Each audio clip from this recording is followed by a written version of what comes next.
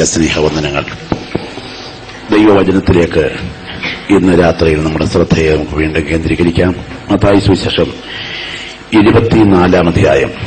മത്തായി സുവിശേഷം 24-ാം അധ്യായം അതിന്റെ 36 മുതൽ 39 വരെയുള്ള വാക്യങ്ങൾ ശബ്ദമുയർത്തി വായിച്ച് സഹായിക്കാം. മത്തായി സുവിശേഷം 24-ാം അധ്യായം 36 മുതൽ 39 വരെയുള്ള വാക്യം. ആ നാളും നാഴികയും സംബന്ധിച്ചോ എന്റെ പിതാവ് മാത്രമല്ലാതെ ആരും സ്വർഗത്തിലെ ദൂതന്മാരും പുത്രനും കൂടെ അറിയുന്നില്ല. ആ നാളും നാഴികയും സംബന്ധിച്ച് എന്റെ പിതാവ് മാത്രമല്ലാതെ ആരും സ്വർഗത്തിലെ ദൂതന്മാരും പുത്രനും കൂടെ അറിയുന്നില്ല. നോഹയുടെ കാലം പോലെ തന്നെ മനുഷ്യപുത്രന്റെ വരവും ആകും. ജലപ്രളയത്തിന് മുൻപുള്ള കാലത്ത് നോഹ പെട്ടകത്തിൽ കയറിയ നാൾ വരെ അവർ തിന്നും കുടിച്ചും വിവാഹം കഴിച്ചും വിവാഹത്തിന് കൊടുത്തും പോന്നു. ജലപ്രളയം വന്നു എല്ലാവരെയും നീക്കിക്കളയുവോളം അവർ അറിഞ്ഞതുമില്ല. മനുഷ്യപുത്രന്റെ വരവും അങ്ങനെ തന്നെയാകും. വളരെ പ്രാർത്ഥനയോടും തികച്ചും ദൈവാശ്രയത്തോടും കൂടെ നമുക്ക് ദൈവസന്നിധാനത്തിലായിരിക്കാം. നമ്മുടെ വാഴ്ത്തപ്പെട്ട കർത്താവിന്റെ പുനരാഗമനത്തിന്റെ ഗൗരവമേറിയ ചില അടയാളങ്ങളിലേക്ക് പരിശുദ്ധാത്മാവ് ഇന്നും നാളെയുമായി നമ്മെ പൊട്ടിക്കൊണ്ടുപോകാൻ തുടങ്ങുന്നു. ഇന്ന് യേശു ആകാശമേഘങ്ങളിൽ വന്നാൽ ഞാൻ അവനോടുകൂടെ ഉണ്ടായിരിക്കുമെന്ന് പറയുവാൻ അകത്ത് പ്രാഗൽഭ്യമുള്ള ഒരുപറ്റം പ്രിയപ്പെട്ടവരെ സ്വർഗം ഇതിനകത്ത് അന്വേഷിക്കുന്നു. ഭൂതകാല ദൈവിക കാര്യപരിപാടികളുടെ കേന്ദ്രബിന്ദു ക്രൂശിക്കപ്പെട്ട ക്രിസ്തുവാണെങ്കിൽ ഭാവികാല ദൈവിക കാര്യപരിപാടിയുടെ കേന്ദ്രബിന്ദു പുനരാഗമിക്കുന്ന ക്രിസ്തുവാണ്. ആ പ്രത്യാശ അകത്ത് തിളയ്ക്കുന്ന ദൈവമക്കൾ ധന്യന്മാരായ ഭക്തന്മാർ പാടിയ അനുഗ്രഹീത പാട്ടുകളിൽ ഏറ്റവും മനോഹരമായ ഒരു പാട്ടിന്റെ ചരണം പാടി ഒന്ന് ആരാധിച്ചുകൊണ്ട് കർത്താവിന് സ്തോത്രം നമുക്ക് വചനധ്യാനത്തിലൂടെ കയറാൻ തുടങ്ങുകയാണ്. വിഘ്നന്മാരാം പൂർവ്വ പിതാക്കളെല്ലാം മധ്യാകാശത്തിൽ കല്യാണവിരുന്നിൽ ക്ഷണിക്കപ്പെട്ടു പന്തിയിലിരിക്കും. ആമോദമായി പാടും ശാലേമിൻ ജീവിതം. ഒരുമിച്ച് ചേർന്ന് പാടി ദൈവത്തെ ആരാധിക്കാം.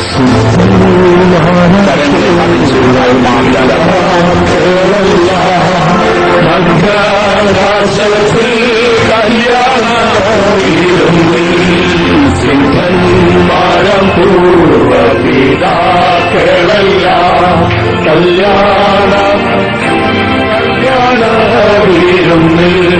ക്ഷണിക്കപ്പെട്ടു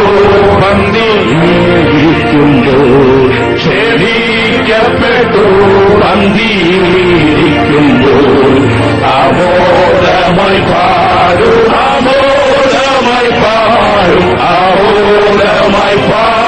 ശാലേമിൻ ഗീതം. ആമോദമായി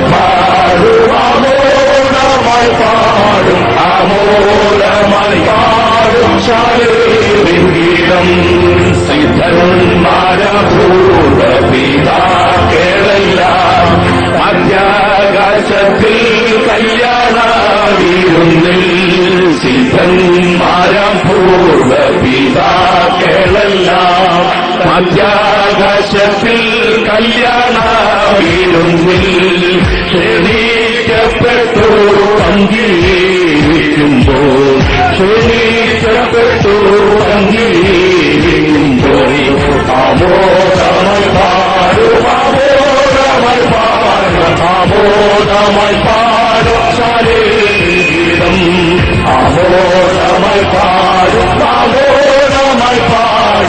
ആമോദമായി പാടും ശാലേഗീതം. പൂർവ്വപിതാക്കളെല്ലാം മധ്യാകാശത്തിൽ കല്യാണവിരുന്നിൽ. സിദ്ധന്മാര പൂർവ്വപിതാക്കളെല്ലാം മധ്യാകാശത്തിൽ കല്യാണവിരുന്നിൽ ക്ഷണിക്കപ്പെട്ടു പന്തിയിരിക്കുമ്പോൾ ആമോദമായി പാടും ശാലേഗീതം.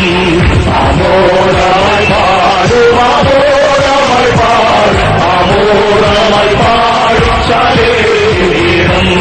ആമോദമായി പാടും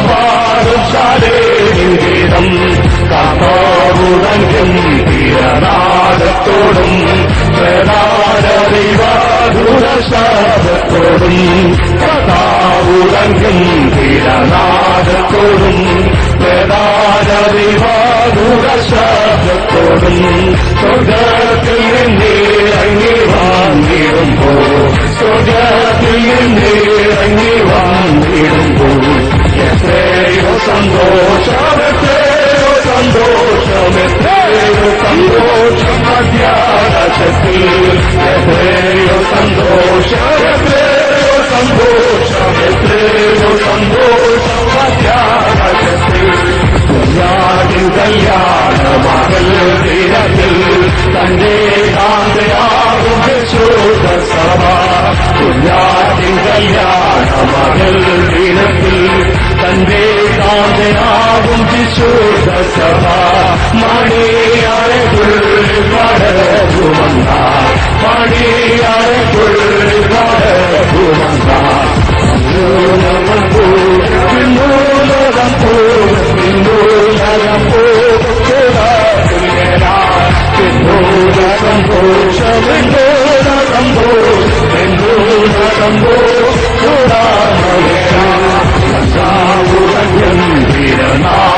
ോടും പ്രധാന ദൈവദൂതത്തോടും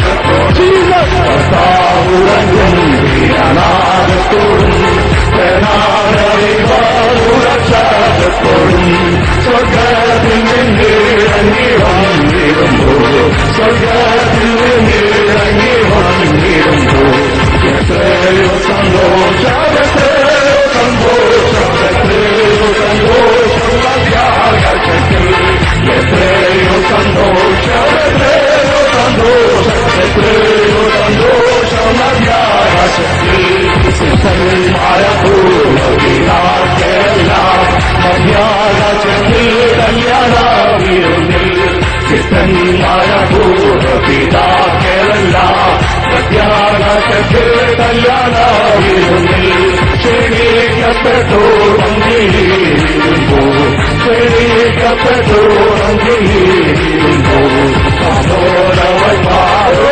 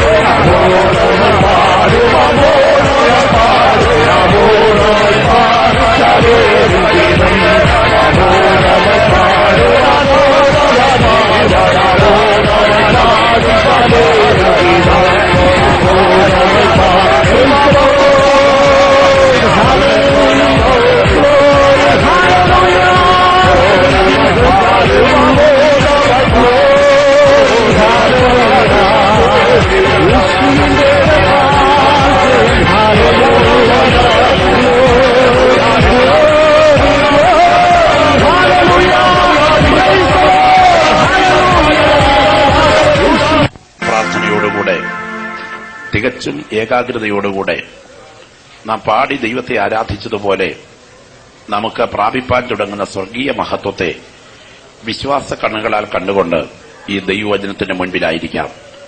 വളരെ ശാന്തമായി ഈ ദൈവവചനത്തിലൂടെ പരിശുദ്ധാത്മാവ് പ്രകാശിപ്പിക്കുവാൻ ആഗ്രഹിക്കുന്ന ദൈവിക ദൂതുകൾ ഇന്ന് രാത്രിയിൽ ഗ്രഹിപ്പാൻ നമ്മുടെ അകക്കണ്ണുകളെ ദൈവാത്മാവ് തുറക്കട്ടെ എന്ന് ഞാൻ ദൈവസന്നിധിയിൽ പ്രാർത്ഥിക്കുന്നു.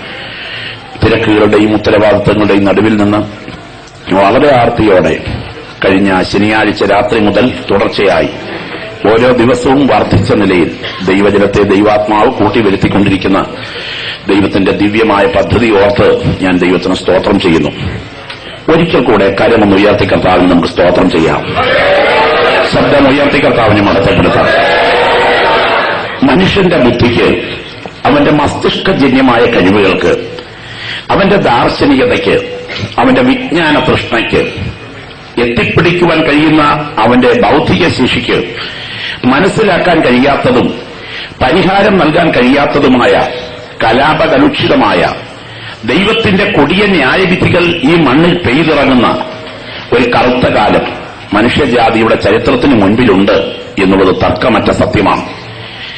ശാസ്ത്രപടുക്കൾക്കോ ബുദ്ധിജീവികൾക്കോ മതനേതാക്കന്മാർക്കോ വിശദീകരിച്ച് പരിഹാരം കണ്ടെത്തുവാൻ കഴിയാത്ത ആ ഭീകര കാലഘട്ടത്തിന്റെ വിശദീകരണങ്ങളും അതിന്റെ ദുരന്ത ഫലങ്ങളും ഏതൊക്കെ നിലകളിൽ സംഭവിക്കുമെന്ന് നൂറ്റാണ്ടുകൾക്കും സഹസ്രാബ്ദങ്ങൾക്കും പുറകിൽ ദൈവം തന്റെ ദാസന്മാരായ പ്രവാചകന്മാരിലൂടെ നമ്മുടെ കയ്യിലിരിക്കുന്ന ദൈവത്തിന്റെ വചനത്തിൽ വെളിപ്പെടുത്തിയിട്ടുണ്ട്.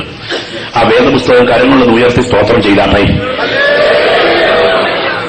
ഈ വിശുദ്ധ തിരുവെഴുത്തുകളിലൂടെ ദൈവം നിർണയിച്ചിരിക്കുന്ന ദൈവിക കാര്യപരിപാടികൾ ചരിത്രത്തിൽ നിവർത്തിയാകാത്തിടത്തോളം കാലം ഇവിടെ സമാധാനം സ്ഥാപിപ്പാൻ മൂക്കിൽ ശ്വാസമുള്ള ഒരു മനുഷ്യനെ കൊണ്ടും സാധ്യമല്ലെന്ന് ആത്മനിറവ് പ്രാപിച്ച ദൈവമക്കൾ വിശ്വസിക്കുന്നു.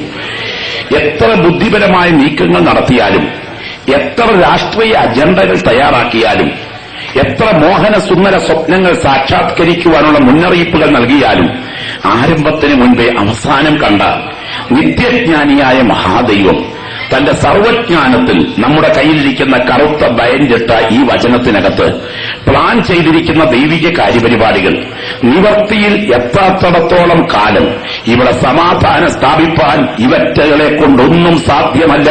ഈ ചരിത്രത്തിന്റെ പുറകിൽ ദൈവത്തിന്റെ കരം നിയന്ത്രിക്കപ്പെടുന്നുണ്ട്. അവർ സമാധാനമെന്നും നിർഭയമെന്നും പറയുമ്പോൾ ഗർഭിണിക്ക് പ്രസവവേദന വരുന്നത് പോലെ അവർക്ക് പെട്ടെന്ന് നാശം വന്ന് ഭവിക്കും. തെറ്റിയൊഴിയാവതല്ല എന്ന യേശുവിന്റെ വാക്കതെ പൗലോസിന്റെ വാക്കുകളെ സാർത്ഥകീഭവിപ്പിച്ചുകൊണ്ട് മിന്നൽ കിഴക്കുനിന്ന് പടിഞ്ഞാറോളം വിളങ്ങും പോലെ മനുഷ്യപുത്രന്റെ വരവും ആകും എന്നെഴുതിയ യേശുവിന്റെ വാക്കുകളെ നിവർത്തിച്ചുകൊണ്ട് ലോക സംഭവങ്ങൾ അതിന്റെ അവസാന പേജുകളിലേക്ക് നീങ്ങുകയാണ്. ലോകഗതി അതിന്റെ ഒടുവിലത്തെ ദിവസങ്ങളിലേക്ക് പാഞ്ഞെടുക്കുകയാണ്. എന്റെ മുൻപിലിരിക്കുന്ന ദൈവമക്കൾ കണ്ണുകൾ ഉയർത്തി സാഹചര്യങ്ങളെ നിരീക്ഷിക്കുവാൻ പരിശുദ്ധാത്മാവ് ക്ഷണിക്കുന്നു. യേശുക്രിസ്തു തന്റെ ചരിത്രപ്രസിദ്ധമായ ഒലിവുമല പ്രഭാഷണത്തിൽ ഉപയോഗിച്ച ചില വാക്കുകൾ ഇങ്ങനെയാണ്: ഈ സംഭവിപ്പാനുള്ള എല്ലാറ്റിൽ നിന്നും ഒഴിഞ്ഞു പോകുവാനും മനുഷ്യപുത്രന്റെ മുൻപിൽ നിൽക്കുവാനും നിങ്ങൾ പ്രാപ്തരാകേണ്ടതിന് സദാകാലവും ഉണർന്നും പ്രാർത്ഥിച്ചുകൊണ്ടിരിക്കുക.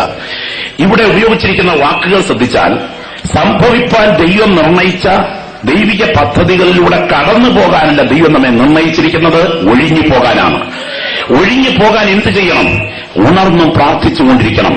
എന്ന് പറഞ്ഞാൽ വാച്ച് നൈറ്റ് സർവീസ് നടത്തണമെന്നാണോ? ഉറക്കിളച്ചിരുന്ന് പ്രാർത്ഥിക്കണമെന്നാണോ? വാച്ച് ആൻഡ് പ്രേ, നിരീക്ഷണം ചെയ്ത് പ്രാർത്ഥിക്കണം. ആത്മനിറവ് പ്രാപിച്ച ദൈവമക്കൾ ചുറ്റുപാടുകളെ നിരീക്ഷണം ചെയ്തുകൊണ്ട് വസ്തുതകൾ ഗ്രഹിച്ചാൽ എത്തിച്ചേർന്നിരിക്കുന്ന കാലഘട്ടത്തെ വിവേചിക്കുവാനായിട്ട് കഴിയും. നമ്മുടെ കയ്യിലിരിക്കുന്ന ദൈവവചനത്തിന്റെ പ്രസക്തിക്കായി നാം ദൈവത്തിന് സ്തോത്രം ചെയ്യണം.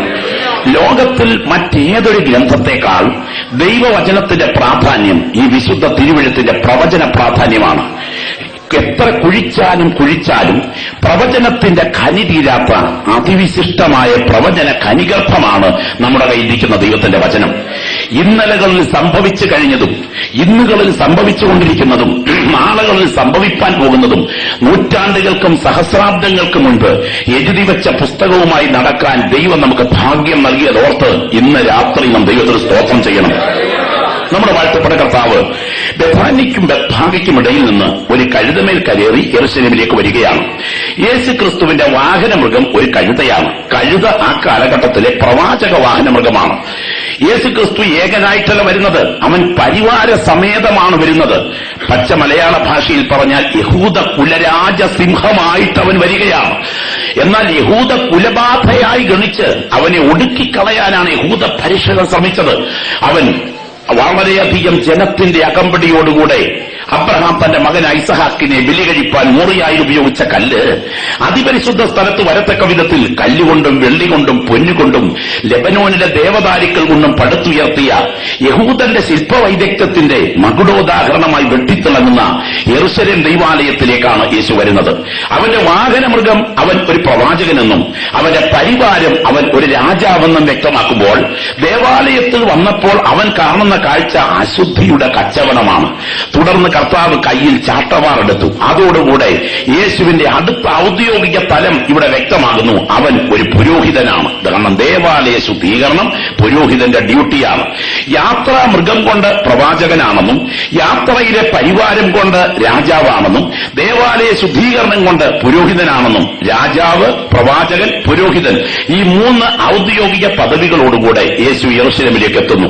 അപ്പോൾ മതനേതാക്കന്മാരായ പൗരോഹിത്യ പ്രമാണികൾ യേശുവിനോട് തനിക്ക് എന്താണോ ഇവിടെ കാര്യം എന്ന മട്ടിൽ യേശുവിനെ ദേവാലയത്തിൽ നിന്ന് പുറത്താക്കുകയാണ്. കരഞ്ഞ് കലങ്ങിയ കണ്ണുകളോടുകൂടെ യേശു യെരൂശലേമിനോട് യാത്ര പറയുന്ന വാക്കുകൾ മത്തായി സുവിശേഷം 23 ഒടുവിലത്തെ ഭാഗവും 24 യെരൂശലേമേ യെരൂശലേമേ, കോഴി തന്റെ കുഞ്ഞുങ്ങളെ ചിറകടിയിൽ ചേർക്കും പോലെ നിന്നെ എത്ര വട്ടം ചേർത്തുകൊള്ളുവാൻ എനിക്ക് മനസ്സായിരുന്നു, നിനക്കോ മനസ്സായില്ല. നിന്റെ ഭവനം ശൂന്യമായി പോകും.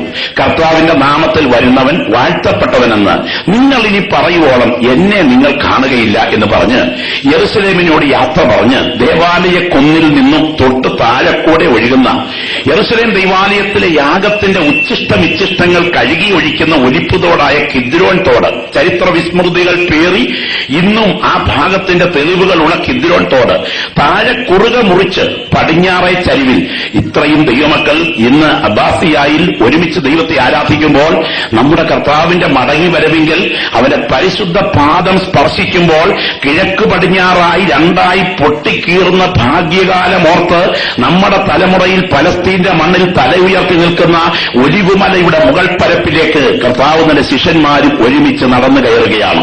AD 30 ഏപ്രിൽ മാസം 4-ാം തീയതി ചൊവ്വാഴ്ച ഉച്ച കഴിഞ്ഞ് എന്നാണ് അന്നേ ദിവസത്തെക്കുറിച്ച് വേദശാസ്ത്രികളുടെ വിശദീകരണം. അങ്ങനെയാണെങ്കിൽ അസ്തമന സൂര്യന്റെ ചെങ്കതിരികൾ യെരൂശലേം ദൈവാലയത്തിന്റെ താഴികക്കുടത്തിൽ തട്ടി പ്രതിഫലിച്ച് ദൈവാലയം കനക കമ്പളമായി തങ്കക്കുട കെട്ടിടമായി വെട്ടിത്തിളങ്ങി നിൽക്കുന്ന സമയം, അന്ന് അറിയപ്പെട്ടിട്ടുള്ളതിൽ വെച്ച് ഏറ്റവും വലിയ കലാഭംഗിയിൽ അലങ്കരിക്കപ്പെട്ടു നിൽക്കുന്ന 46 വർഷം കൊണ്ട് ഹെറോദേസ് പുതുക്കിപ്പണി നടത്തിയ $65 കോടി വരുന്ന ഒരു സ്വർണ്ണ മുന്തിരിക്കൊല യഹൂദന്മാരെ പ്രസാദിപ്പിക്കുവാൻ മഹാനായ ഹെറോദേസ് സംഭാവന ചെയ്തത് ദേവാലയത്തിന്റെ പ്രവേശന കവാടത്തെ അലങ്കരിച്ചു നിൽക്കുന്ന വിവിധ നിറങ്ങളിലുള്ള കല്ലുകൾ അതിന്റെ റാമ്പുകളിൽ കയറ്റി ഉരുട്ടിക്കൊണ്ടുവന്ന് ഒന്നിനു പുറത്തൊന്നായി വെച്ച് പണതുയർത്തിയ മകുടങ്ങളോടും മിനാരങ്ങളോടും കൂടെ ഉയർന്നു നിൽക്കുന്ന യെരൂശലേം ദൈവാലയത്തിന്റെ താഴികക്കുടത്തിലേക്ക്, അതിന്റെ ശില്പ സൗന്ദര്യത്തിലേക്ക്, ദേവാലയത്തിന് നേരെ പടിഞ്ഞാറ് അസ്തമിക്കുന്ന സൂര്യന്റെ കിരണങ്ങൾ തട്ടി ദേവാലയം വെട്ടിത്തിളങ്ങി നിൽക്കും അളവിൽ പടിഞ്ഞാറേ ചരിവിൽ ഉയർന്നു നിൽക്കുന്ന ഒലിവുമലയുടെ പള്ളയിലൂടെ കർത്താവും ശിഷ്യന്മാരും കൂടെ നടന്നു കയറിക്കൊണ്ടിരിക്കുമ്പോൾ ഗുരുവിന്റെ ശ്രദ്ധ ശിഷ്യന്മാർ ഒരു പ്രത്യേക ഭാഗത്തേക്ക് ആർഷിച്ചു. ഗുരു നോക്ക്, എത്ര സുന്ദരമായിരിക്കുന്നു ദൈവാലയം. യേശുവിന്റെ മറുപടി അപ്രതീക്ഷിതമായിരുന്നു. ഇതൊക്കെയും കാണുന്നില്ലയോ? കല്ലിന്മേൽ കല്ല് ശേഷിക്കാതെ തകർന്നു പോകുന്ന കാലം വരും.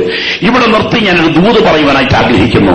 പുറത്തെ ഭംഗി കണ്ട് മാർഗിട്ട ശിഷ്യന്മാരുടെ നടുവിൽ അകത്തെ പാപത്തിന്റെ കറ കണ്ട് ന്യായവിധി കൽപ്പിച്ചവനാണ് ഇന്ന് രാത്രി നാം സ്തോത്രം പറഞ്ഞ് ആരാധിക്കുന്ന കർത്താവ്. യേശുവിന് പുറത്തെ ഭംഗിയല്ല വലുത്, യേശുവിന് അകത്തെ വിശുദ്ധിയാണ്. പുറത്തെത്ര ഭംഗിയുണ്ടെങ്കിലും അകത്ത് അശുദ്ധി കയറിയാൽ അടിത്തറ ഇളക്കാൻ കൽപ്പന പുറപ്പെടുവിക്കുന്ന ജഡ്ജിയാണ് ഇന്ന് രാത്രി നാം ആരാധിക്കുന്ന കർത്താവെന്ന് വിശ്വസിക്കുന്ന ദൈവമക്കൾ കണ്ണുയർത്തി നോക്ക്. സ്വർഗത്തിന്റെ ജഡ്ജിയായ അവന്റെ കരം എതിരെ ഉയർന്നാൽ പിടിച്ചു നിൽക്കാൻ ഒരുത്തരെ കൊണ്ടും പറ്റില്ല. ശിഷ്യന്മാരും കർത്താവും ഒരുമിച്ച് ഒലിവുമലയുടെ മുകൾ പരപ്പിലെത്തിക്കഴിഞ്ഞു. ഉദ്യോഗഭരിതരായ ശിഷ്യന്മാർ ഉത്കണ്ഠാകുലരായി യേശുവിന്റെ അടുക്കൽ വന്ന് ചോദിച്ചു, ഗുരു, നീ ആ പറഞ്ഞത് എപ്പോൾ സംഭവിക്കും? നിന്റെ വരവിനും ഈ യുഗത്തിന്റെ അവസാനത്തിനും അടയാളം എന്താണ്? യേശു ക്രിസ്തു പ്രവചനങ്ങളെ ചരിത്രവും പ്രവചനവുമായി കോർത്തിണക്കിക്കൊണ്ട് പറഞ്ഞു കൊടുക്കുകയാണ്. ഈ സമയം അവർ ചോദിച്ച ശ്രദ്ധേയമായൊരു ചോദ്യവും അതിന് കർത്താവ് നൽകിയ ശ്രദ്ധേയമായ ഉത്തരവുമാണ് ഇന്ന് രാത്രിയിൽ നിങ്ങൾ വായിച്ചു കേട്ടത്. നമ്മൾ ഇന്ന് രാത്രിയിൽ ഗൗരവമേറിയ ചില അടയാളങ്ങളിലേക്ക് കടക്കുകയാണ്. നാളെ രാത്രിയിൽ ഈ യുഗം അവസാനിപ്പാൻ തുടങ്ങുന്ന സമയം, ചരിത്രം അതിഭയങ്കരമായി കാണാൻ തുടങ്ങുന്ന ഒരു വലിയ ഏറ്റുമുട്ടലിന്റെ രംഗം, ലോക ചരിത്രത്തിന്റെ പുരോഗതിയുടെ പിള്ളത്തൊട്ടിലായിരുന്നത് മധ്യപൂർവ്വ പ്രദേശമെങ്കിൽ ലോക ചരിത്രത്തിന്റെ അധോഗതിയുടെ ചുടലക്കളം തോണ്ടാൻ തുടങ്ങുന്നതും മധ്യപൂർവ്വ പ്രദേശമായിരിക്കും. നാം വസിക്കുന്ന മധ്യപൂർവ്വ പ്രദേശത്തെ കേന്ദ്രീകരിച്ച് അധികം താമസിക്കാതെ ചരിത്രത്തിൽ ഉടലെടുക്കുവാൻ തുടങ്ങുന്ന അതിഘോരമായൊരു മഹായുദ്ധമുണ്ട്. ബൈബിൾ പ്രവചനത്തിൽ യുദ്ധസ്ഥലം, യുദ്ധസമയം, അണ്വായുധമായ യുദ്ധത്തിൽ ഉപയോഗിക്കുമോ, യുദ്ധത്തിൽ ഉപയോഗിക്കപ്പെടുന്ന അണ്വായുധത്തിന്റെ റീ എഫക്ട് എന്ത്, യുദ്ധത്തിന്റെ സ്വഭാവം എന്തിന്, പടയാളികളുടെ ശവസംസ്കാരം വരെയുള്ള കാര്യങ്ങൾ എഴുതി വെച്ച പുസ്തകമാണ് നമ്മുടെ കയ്യിലിരിക്കുന്ന ദൈവത്തിന്റെ വചനമെങ്കിൽ ആ ഭാഗത്തേക്ക് നാളെ രാത്രി ഞാൻ കടന്ന് ഈ സന്ദേശം അവസാനിപ്പിക്കും. എന്നാൽ കേവലം കുറെ അറിവുകൾ സമ്പാദിച്ചു പോകാൻ ഒരുപറ്റം ആളുകളെ ഒരുക്കുകയല്ല ഞങ്ങളുടെ ലക്ഷ്യം. ഈ സന്ദേശം അവസാനിച്ച് നിങ്ങൾ വീട്ടിൽ ചെല്ലും മുൻപ് യേശു മേഘങ്ങളിൽ വന്നാൽ ഇതിനകത്തിരിക്കുന്ന ഒരു മുഖം പോലും നഷ്ടപ്പെട്ടു പോകാതെ നിത്യതയുടെ തീരത്ത് നിങ്ങൾ കാണപ്പെടണം എന്ന ചങ്കോടടുത്ത ആത്മഭാരത്തോടെയാണ് നിങ്ങളെ ഈ സന്ദേശത്തിലേക്ക് ഞങ്ങൾ ക്ഷണിക്കുന്നത്. കർത്താവിന് സ്തോത്രം. കർത്താവിന്റെ ശിഷ്യന്മാരും കൂടെ ഒരുമിച്ച് നടന്നു നീങ്ങുന്ന സമയം കർത്താവ് പറഞ്ഞ മറുപടി ശ്രദ്ധിക്കണം. ഈ കല്ലിന്മേൽ കല്ല് ശേഷിക്കാതെ തകർന്നു പോകുന്ന കാലം വരും. ഒരു വസ്തുതയോർക്ക്, കഴിഞ്ഞ 3.5 കൊല്ലം യേശുവിനോടുകൂടെ സന്തത സഹചാരികളായി ഒരു നിഴൽ പോലെ നടക്കുന്ന ശിഷ്യന്മാർ, ദേവാലയത്തെക്കാൾ വലിയവൻ, ദൈവത്തിന് സ്തോത്രം, പ്രവാചകന്മാരെക്കാൾ വലിയവൻ, ശലോമോനേക്കാൾ വലിയവൻ, യോനയേക്കാൾ വലിയവൻ എന്ന പ്രസംഗം അനർഗള നിർഗള പ്രവാഹം പോലെ നിരന്തരം കേട്ടുകൊണ്ടിരുന്നിട്ടും ഇതുവരെ ഉള്ളിൽ നിന്ന് പള്ളിക്കൊതി വിടാത്ത ശിഷ്യന്മാരുടെ തല കറങ്ങിപ്പോയി ഈ മറുപടി കേട്ടപ്പോ. ഇന്ന് രാത്രി ഒരു സന്ദേശം നിങ്ങൾ ശ്രദ്ധിക്കുക. യേശുവിനെ പിൻപറ്റുമ്പോൾ തന്നെ യേശു വെറുക്കുന്നത് പലതും അകത്ത് വെച്ച് ഓമനിക്കുന്ന നിന്റെ ഹൃദയത്തിലെ സങ്കല്പത്തിന്മേൽ എന്റെ നാഥന്റെ കരം പ്രതികൂലമായി ഉയരുന്നതിന് മുൻപ് അതിനെ മുഴുവനെടുത്ത് പുറത്തു കളയുക. ആരാധനയ്ക്ക് യോഗ്യൻ അവിടുന്ന് മാത്രം, പിൻപറ്റാൻ യോഗ്യൻ അവിടുന്ന് മാത്രം, യേശു മാത്രമായിരിക്കട്ടെ നിന്റെ ജീവിതത്തിന്റെ ആത്യന്തിക ലക്ഷ്യം. കർത്താവിന്റെ ശിഷ്യന്മാരും ഒരുമിച്ച് ഒലിവുമലയുടെ മുകൾ പരപ്പിലെത്തിയപ്പോൾ ചോദിക്കുന്ന ചോദ്യമാണ്, നിന്റെ വരവ് എപ്പോൾ സംഭവിക്കും? വേദപുസ്തകം സമഗ്രമായി അപഗ്രഥിച്ച് പഠിച്ചാൽ വേദപുസ്തകത്തിലെ പ്രവചനങ്ങൾ ഏറ്റവും പ്രസക്തമാണ്. പ്രവചനം എന്താണ്? പ്രവചനം എന്ന് പറയുന്നത് മനുഷ്യന്റെ ഭാവി പറച്ചിൽ മാത്രമാണോ? എന്താണ് പ്രവചനം? ലോകത്തിൽ എത്രയോ പ്രവാചകന്മാരുണ്ട്. നോൺസ്ട്രാംസിനെ പോലെയുള്ള പ്രവാചകന്മാർ വ്യാപകമല്ലേ? കത്തിച്ചു വെച്ച ശരറാന്തരന് മുൻപിൽ വെളുപ്പിനെ 5 മണിക്ക് മുട്ടുകുത്തി നിന്നുകൊണ്ട് തന്നെ തേടിയെത്തുന്ന ചൈതന്യത്തിന്റെ പ്രേരണയാൽ പ്രവചിച്ച നോൺസ്ട്രാംസിന്റെ പ്രവചനങ്ങൾ ലോക പ്രശസ്തങ്ങളാണ്. സ്തോത്രം. എന്തിന്?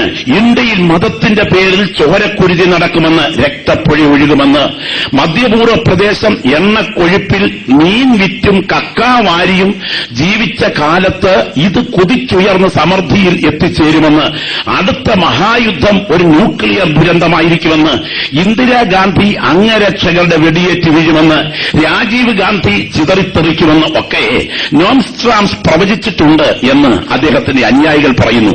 എന്റെ കയ്യിൽ അദ്ദേഹത്തിന്റെ പുസ്തകം ഇരിപ്പുണ്ട്. ഞാൻ പല പ്രാവശ്യം അത് വായിക്കുവാൻ ശ്രമിച്ചിട്ടുണ്ട്. എന്നാൽ ആ പ്രവചനത്തിനൊന്നും ഒരു കൃത്യതയില്ല. ആർക്ക് വേണമെങ്കിൽ എവിടെയും വ്യാഖ്യാനിക്കാം. എന്താണ് പ്രവചനം? കുറെ വാഗ്ദത്തങ്ങൾ വിളിച്ചു പറയുന്നതല്ല പ്രവചനം. എന്താണ് പ്രവചനം എന്ന് കേട്ടിന്ന് രാത്രിയിൽ ദൈവമക്കൾ ശ്രദ്ധിച്ച് ഗ്രഹിക്കണം. ഒരു പ്രവചനമായിരിക്കണമെങ്കിൽ അതിന് അടിസ്ഥാനപരമായ ചില മാനദണ്ഡങ്ങളുണ്ട്, അടിസ്ഥാനപരമായ ചില അളവുകോലുകളുണ്ട്. ഒന്നാമത്തെ മാനദണ്ഡം ശ്രദ്ധിക്കുക, ആ പ്രവചനം നിറവേറുന്നതിന് മുൻപ് പ്രഖ്യാപിച്ചതായിരിക്കണം. നിറവേറിക്കഴിഞ്ഞ കാര്യം ചെകഞ്ഞെടുത്ത് പറയുന്നതല്ല പ്രവചനം. നിറവേറുന്നതിന് മുൻപ് പ്രവചനം പ്രഖ്യാപിച്ചിരിക്കണം. 2, പ്രവചന പ്രഖ്യാപനത്തിനും നിറവേറലിനുമിടയിൽ വ്യക്തമായ ഒരിടവേള ഉണ്ടായിരിക്കണം. ഏറ്റവും പ്രധാനപ്പെട്ട മറ്റൊരു വിഷയം, പ്രവചനം പ്രഖ്യാപിക്കുന്ന വ്യക്തിക്ക് പ്രവചന നിറവേറലിൽ കൈകടത്തലോ ഭാഗഭാഗിത്വമോ ഉണ്ടാകാൻ പാടില്ല. വിളക്കിന്റെ ചുവട് വാഴയുടെ ചുവട്ടിൽ കൊണ്ട് കുഴിച്ചു വെച്ചിട്ട് പ്രാർത്ഥിച്ചെടുക്കുന്ന പ്രവാചകന്മാരുണ്ട്. അവരുടെ കരങ്ങളാണ് ആ പ്രവചന നിറവേറലിന്റെ പുറകിൽ ചലിക്കുന്നത്. എന്നാൽ യഥാർത്ഥ പ്രവാചകൻ എന്ന് പറയുന്നത് പ്രവചന നിറവേറലിൽ കൈകടത്തലില്ലാത്ത പ്രവാചകനാണ്. ഇനിയും ഒരു പ്രവചനം സത്യപ്രവചനമാണെങ്കിൽ ആ പ്രവചനം വിശദാംശങ്ങളോടെ പ്രദാനം ചെയ്യും. എന്ന് പറഞ്ഞാൽ കുട്ടിയാണാകാനും പെണ്ണാകാനും സാധ്യതയുണ്ടെന്നോ മഴ പെയ്യാനും പെയ്യാതിരിക്കാനും സാധ്യതയുണ്ടെന്നോ മട്ടിൽ പ്രവചിക്കുകയല്ല. ആ പ്രവചനം വിശദാംശങ്ങളോടുകൂടെ പ്രദാനം ചെയ്തിരിക്കും, വ്യക്തമാക്കിയിരിക്കും.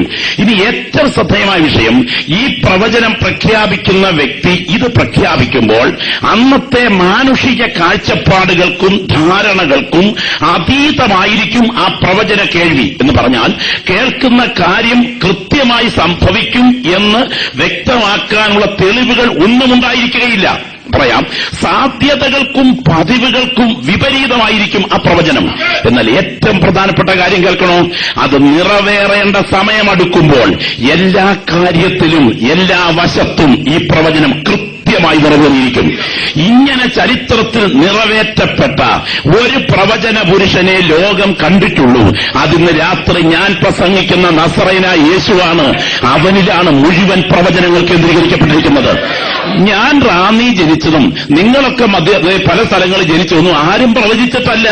നമ്മളൊക്കെ വന്ന കൂട്ടത്തിൽ വന്നതാണ്. എന്നാൽ യേശു ജനിച്ചത് വന്ന കൂട്ടത്തിൽ വന്നതല്ല.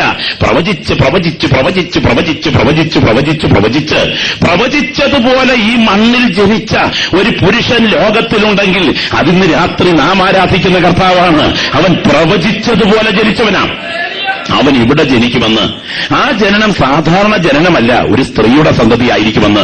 ആ സ്ത്രീ കേവലം സ്ത്രീയല്ല, ഒരു കന്യകയായിരിക്കുമെന്ന്. ആ കന്യക കേവലം കന്യകയല്ല, അബ്രഹാമിന്റെ തറവാട്ടിൽ പിറന്നവളായിരിക്കുമെന്ന്. അത് ഇസഹാക്കിൽ നിന്ന് ജന്മം കൊള്ളുമെന്ന്. അവന്റെ ജനനവേളയിൽ ഇവിടെ കൂട്ട ശിശുവധം നടക്കുമെന്ന്. ഈ കുടുംബം ആ സമയം ഈജിപ്തിലേക്ക് ചേക്കേറുമെന്ന്. പോട്ടെ, ഈജിപ്തിൽ പാർത്തുകൊണ്ടിരിക്കുമ്പോൾ ഇവിടുത്തെ രാജാവ് മരിക്കുമെന്ന്. രാജാവ് മരിക്കുന്നതിനാൽ തിരിച്ചു വന്ന് നസ്രേത്ത് എന്ന കുഗ്രാമത്തിൽ ഈ കുടുംബം പാർക്കുമെന്ന്. നസ്രേത്തിൽ പാർക്കുന്നതിനാൽ ഇവനെ നസ്രായൻ എന്ന് വിളിക്കേണ്ടി വരുമെന്ന്. 30ാമത്തെ വയസ്സിൽ അവൻ യോർദാനിൽ സ്നാനമേൽക്കാൻ ഇറങ്ങി ചെല്ലുമെന്ന്. യോഹന്നാൻ അവനെ സ്നാനമേൽപ്പിക്കാൻ ഇറങ്ങി വരുമെന്ന്. യേശു സ്നാനമേൽക്കുമ്പോൾ ആത്മാവ് പ്രാവ് രൂപേണ അവന്റെ മേൽ അധിവസിച്ചിറങ്ങുമെന്ന്. അവൻ രോഗികളെ സൗഖ്യമാക്കി, മരിച്ചവരെ ഉയർപ്പിച്ച്, 5 അപ്പം കൊണ്ട് 5000ങ്ങൾക്ക് പോഷണം നൽകി, നന്മ സുവിശേഷിച്ച് നാടെങ്ങും സഞ്ചരിക്കുമെന്ന്. 33 വയസ്സെങ്കിൽ അവന്റെ ശിഷ്യന്മാരിൽ ഒരുത്തൻ അവനെ ഒറ്റിക്കൊടുക്കുമെന്ന്. ഒറ്റിക്കൊടുക്കുന്നത് 30 വെള്ളിക്കാശിന്റെ തിളക്കത്തിലായിരിക്കുമെന്ന്. ഒറ്റിക്കൊടുത്തവൻ ഒറ്റിക്കൊടുത്തിട്ട് കെട്ടി ഞാൻ ആത്മഹത്യ ചെയ്യുമെന്ന്. അവന്റെ കുടൽ തെറിച്ച് നടുവേ പിളർന്നു പോകുമെന്ന്. യേശുവിനെ കൈകാലുകൾ തുളയ്ക്കുന്ന ഒരു കൊലയന്ത്രത്തിൽ, കേട്ടോ, കഴുത്ത് വെട്ടിയും കല്ലെറിഞ്ഞും കുറ്റവാളികളെ കൊല്ലുന്ന കാലത്ത്, യേശുവിനെ വധരീതി അജ്ഞാതമായിരിക്കുന്ന കാലത്ത് പറയുന്നു, യേശുവിനെ കൈകാലുകൾ തുളയ്ക്കുന്ന ഒരു കൊലമരത്തിൽ തൂക്കേണ്ടി വരുമെന്ന്. അവന്റെ മരണം കൊടും കള്ളന്മാരുടെ നടുവിലായിരിക്കുമെങ്കിലും അവന്റെ ശവസംസ്കാരം ഒരു ധനവാന്റെ കല്ലറയിൽ നടക്കുമെന്ന്. എന്നാൽ കല്ലറയ്ക്കകത്ത് നിന്ന് മരണത്തിന്റെ വിഷമുള്ളൊടിച്ച് ദ്രവത്വത്തെ തോൽപ്പിച്ച് കല്ലറയെ ഭേദിച്ച് അവൻ 3-ാം നാൾ ശക്തിയോടെ ഉയർത്തെഴുന്നേൽക്കുമെന്ന്. ആണിപ്പാടേറ്റ പൊന്നു കരങ്ങൾ ഉയർത്തി അവൻ ശിഷ്യന്മാരെ ആശീർവദിക്കും അളവിൽ സ്വർഗാരോഹണം ചെയ്യുമെന്ന്. കാത്തിരിക്കുന്നവന്റെ വിശുദ്ധന്മാർക്ക് അവൻ ആത്മാവിനെ പകർന്നു കൊടുക്കുമെന്ന് എഴുതി വെച്ച പ്രവചനങ്ങൾ ചരിത്രത്തിൽ വള്ളി പുള്ളി വിസർഗം മാറ്റമില്ലാതെ കൃത്യമായി നിറവേറിയെങ്കിൽ അവൻ മേഘാരൂഢനായി മടങ്ങി വരുമെന്ന പ്രവചനം നിറവേറാതിരിക്കുമോ? കൃപ പ്രാപിച്ച ദൈവമക്കൾ ഇന്ന് രാത്രി ഏകവായാൽ പറയുന്നു, ഇന്നലത്തെ പ്രവചനം നിറവേറിയെങ്കിൽ നാളത്തെ പ്രവചനം നിറവേറാൻ തുടങ്ങുകയാണ്. ആത്മാവിൽ ആരാധിക്കുന്ന ദൈവമക്കൾ ഇന്ന് രാത്രി ഈ ഹോളിനകത്തിരുന്ന സ്തോത്ര സ്വരങ്ങളോടെ തിളയ്ക്കുന്ന ഹൃദയത്തോടെ പറയുന്നു, മുൾമുടി അണിഞ്ഞ് രക്തധാരിയായവൻ പൊന്മുടി ചൂടി തേജോധാരിയായി മടങ്ങി വരുന്ന കാഴ്ച കണ്ണുകൾ കൊണ്ട് കാണാൻ ശ്രമിക്കുന്ന ദൈവമക്കൾ വിശ്വാസ കണ്ണുകളാൽ പറയുന്നു, എന്റെ കണ്ണടയും മുൻപ്, സ്തോത്രം, എന്റെ വീട്ടിൽ ശവപ്പെട്ടി കയറി വരും മുൻപ്, എന്റെ ബോഡി പെട്ടിയിൽ ഉറങ്ങും മുൻപ്, എന്റെ ശവസംസ്കാരം നടക്കുന്നതിന് മുൻപ് ഞാൻ ആരാധിക്കുന്ന എന്റെ കർത്താവ് ഈ ആകാശമേഘങ്ങളിൽ മടങ്ങി വരുന്ന കാഴ്ച എന്റെ ഈ കണ്ണുകൊണ്ട് കാണത്തക്ക വിധം സംഭവങ്ങൾ അതിന്റെ അവസാന പേജുകളിലേക്ക് നീങ്ങുന്നു. അതുകൊണ്ട് ഇന്ന് രാത്രി എന്റെ മുൻപിലിരിക്കുന്ന ദൈവമക്കൾ കാലഘട്ടത്തെ വിവേചിച്ചു കൊള്ളുക. സ്തോത്രം. നമ്മുടെ വാഴ്ത്തപ്പെട്ട കർത്താവിന്റെ അടുക്കൽ വന്ന് കർത്താവിനോട് ശിഷ്യന്മാർ ചോദിച്ചു, ഗുരു, എന്താണ് അതിനുള്ള അടയാളം? കർത്താവ് പറഞ്ഞു, നിങ്ങളോട് ഞാനൊരു വസ്തുത ഗൗരവമായി പറയാം. അതിനെ സംബന്ധിക്കുന്ന കൃത്യമായ അടയാളങ്ങൾ രണ്ട് കാര്യങ്ങൾക്കില്ല എന്ന് പറഞ്ഞാൽ, ദിവസം, നാൾ, നാഴിക, മണിക്കൂർ, ഈ രണ്ട് കാര്യങ്ങളും അജ്ഞാതമാണ്. എന്ന് സംഭവിക്കും? പിതാവിന്റെ ആരംഭത്തിന് മുൻപേ അവസാനം കണ്ട മഹാദൈവത്തിന്റെ നിത്യനിർണയത്തിൽ രഹസ്യമായി വെച്ചിരിക്കുന്നു. എന്ന് സംഭവിക്കും? അജ്ഞാതം. ഇനിയും മണിക്കൂർ ഏത് യാമത്തിൽ സംഭവിക്കും? അതും അജ്ഞാതം. എന്നാൽ ഒരു കാര്യം ഞാൻ നിങ്ങളോട് പറയാം, ഏത് സീസണിൽ, ഏത് കാലത്ത് ഇത് സംഭവിക്കും? ഒരു പ്രത്യേക കാലം ചരിത്രത്തിൽ വരും. ആ ചരിത്രത്തിൽ വരുന്ന കാലം കാണുമ്പോൾ ദൈവമക്കൾ തല ഉയർത്തിക്കൊള്ളണം. ഇത് സംഭവിക്കാൻ തുടങ്ങുക. ഇന്ന് രാത്രി ഈ ദൂത് ആരാധനയിൽ ദൈവജനം ദൈവത്തിന് സ്തോത്രം ചെയ്യാനൊക്കെ നാവുകൾ ചലിപ്പിക്കാൻ മുൻപ് ഈ ദൂത് നിങ്ങളുടെ ഹൃദയത്തിലോട്ട് ഒന്ന് ആഴത്തിലിറങ്ങണം എന്ന് ഞാൻ ആത്മാർത്ഥമായിട്ട് ആഗ്രഹിക്കുകയാണ്. ഇത് മനസ്സിലാക്കിയിട്ട് വേണം ഇന്ന് രാത്രി നിങ്ങൾ ഇവിടെ എഴുന്നേറ്റ് പോകാൻ. ദൈവത്തിന് സ്തോത്രം. എന്റെ വാത്സല്യ സഹോദരങ്ങളെ, എന്താണ് വാഴ്ത്തപ്പെട്ട കർത്താവ് പറഞ്ഞത്? ആ കാലം ഞാൻ നിങ്ങൾക്ക് വ്യക്തമാക്കി തരാം. വേദപുസ്തകം സമഗ്രമായി അപഗ്രഥിച്ച് പഠിച്ചാൽ മനുഷ്യവർഗത്തോടുള്ള ദൈവത്തിന്റെ ഇടപാടും കാലങ്ങളെ വ്യത്യസ്ത ഘട്ടങ്ങളുള്ള യുഗങ്ങളായി തിരിക്കാൻ കഴിയും. 1 നിഷ്കൽമഷ യുഗം, 2 മനസാക്ഷി യുഗം, 3 മാനുഷിക ഭരണയുഗം, 4 വാഗ്ദത്ത യുഗം, 5 ന്യായപ്രമാണ യുഗം, 6 കൃപായുഗം, 7 നിത്യയുഗം. ഇങ്ങനെ യുഗകാര്യ പരിപാടി വേദപുസ്തകത്തിലുണ്ട്. ആ വിശദീകരണങ്ങളിലേക്ക് ഞാൻ കടക്കുന്നില്ല. ഓരോ യുഗങ്ങൾക്കിടയിലും 2 പ്രത്യേക സംഭവങ്ങളുണ്ട്. നിഷ്കൽമഷ യുഗം, ഏദൻ പർദീസയിൽ ആദി മാതാപിതാക്കളെ സൃഷ്ടിച്ചത് മുതൽ അവർ പുറത്താക്കപ്പെടുന്നത് വരെയുള്ള കാലഘട്ടം നിഷ്കൽമഷ യുഗം.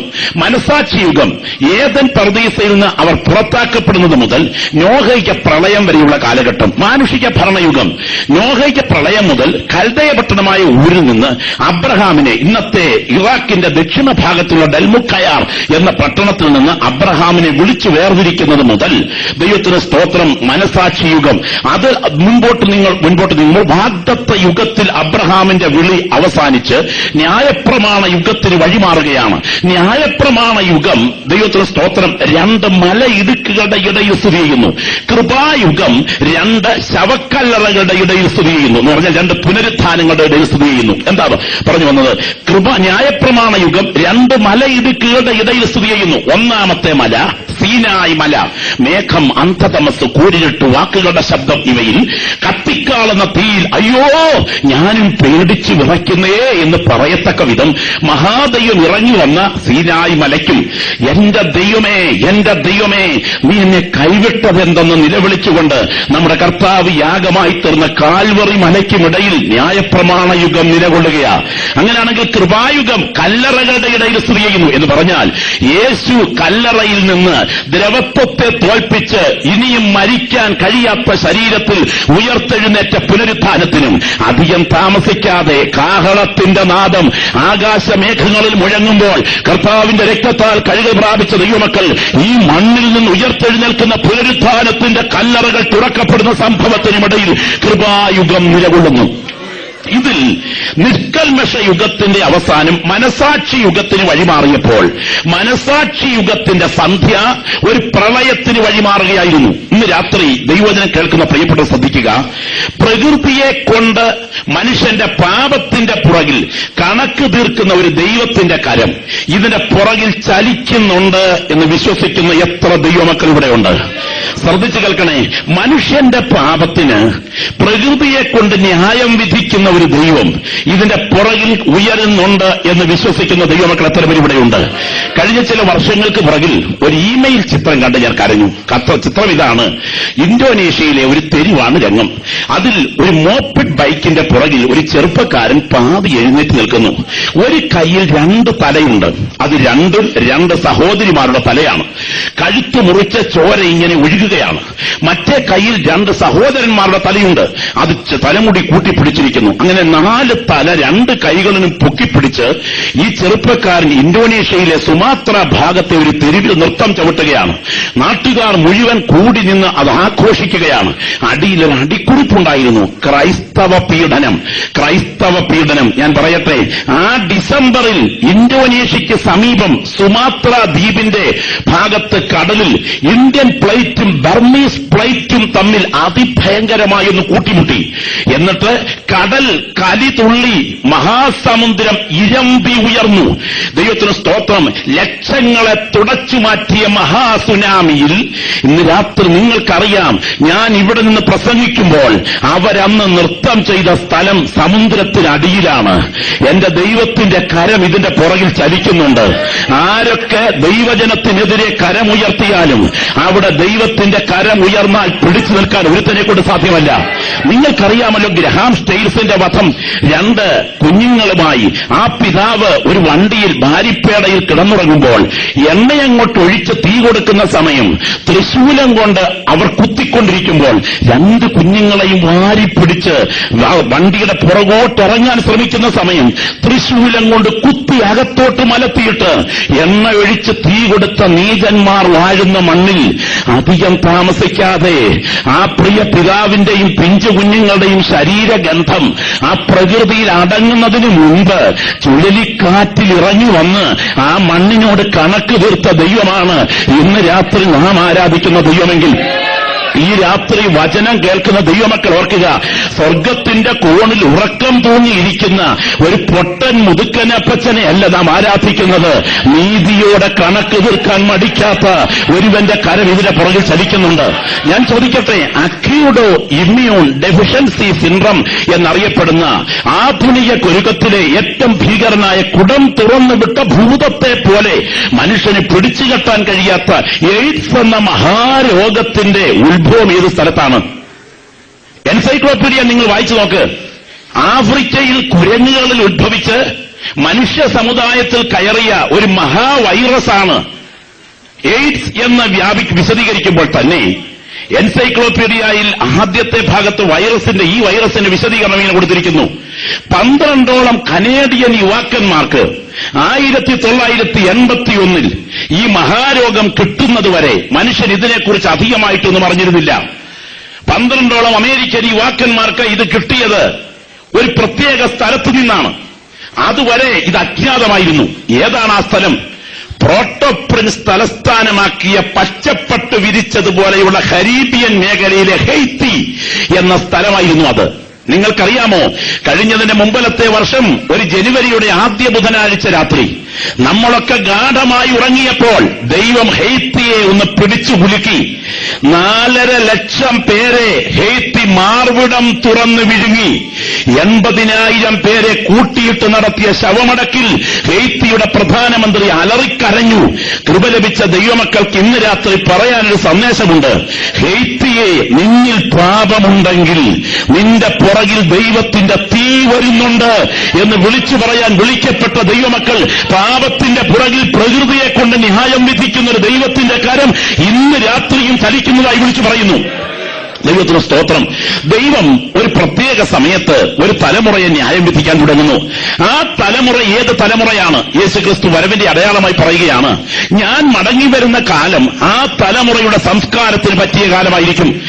നോഹയുടെ കാലം പോലെ തന്നെ മനുഷ്യപുത്രന്റെ വരവും ആകും. അങ്ങനെയാണെങ്കിൽ എന്താണ് ഈ കാലത്തിന്റെ പ്രത്യേകത? എന്താണ് നോഹയുടെ കാലം? നോഹയുടെ കാലം എന്ന് പറഞ്ഞാൽ അതിന്റെ പ്രത്യേകത എന്താണ്? AK നായനാറിന്റെ കാലം എന്ന് കേട്ടിട്ടില്ലേ? ദൈവത്തിന് സ്തോത്രം. മലയാള ഭാഷയിൽ ആത്മീയ നിലവാരം പറഞ്ഞാൽ KV സൈമൺ സാറിന്റെ കാലമെന്നോ സാധു കൊച്ചുകുഞ്ഞുപദേശിയുടെ കാലമെന്നോ KE എബ്രഹാമിന്റെ കാലമെന്നോ പറഞ്ഞാൽ അർത്ഥം എന്താണ്? സ്തോത്രം. നമുക്കറിയാം, ഇന്ത്യയുടെ രാഷ്ട്രപിതാവ് മഹാത്മജിയുടെ കാലം എന്ന് പറഞ്ഞാൽ അർത്ഥം എന്താണ്? എബ്രഹാം ലിങ്കന്റെ കാലം എന്ന് പറഞ്ഞാൽ അർത്ഥം എന്താണ്? എബ്രഹാം ലിങ്കനോ മഹാത്മജിയോ ഒന്നുമല്ല ആ വിഷയത്തിന് കാരണം. അവർ ജീവിച്ചിരുന്ന കാലത്ത് ഒരു സംസ്കാരം വ്യാപിച്ചിരുന്നു. ആ സംസ്കാരമാണ് ഇവിടെ പറയുന്നത്. അങ്ങനെയാണെങ്കിൽ യേശുക്രിസ്തു പുനരാഗമിക്കുന്ന കാലം ചരിത്രത്തിൽ അടുക്കുമ്പോൾ ജീവിച്ചിരിക്കുന്ന നോഹയുടെ കാലത്തെ ഒരു സംസ്കാരം മനുഷ്യ ചരിത്രത്തിലുണ്ടാകും.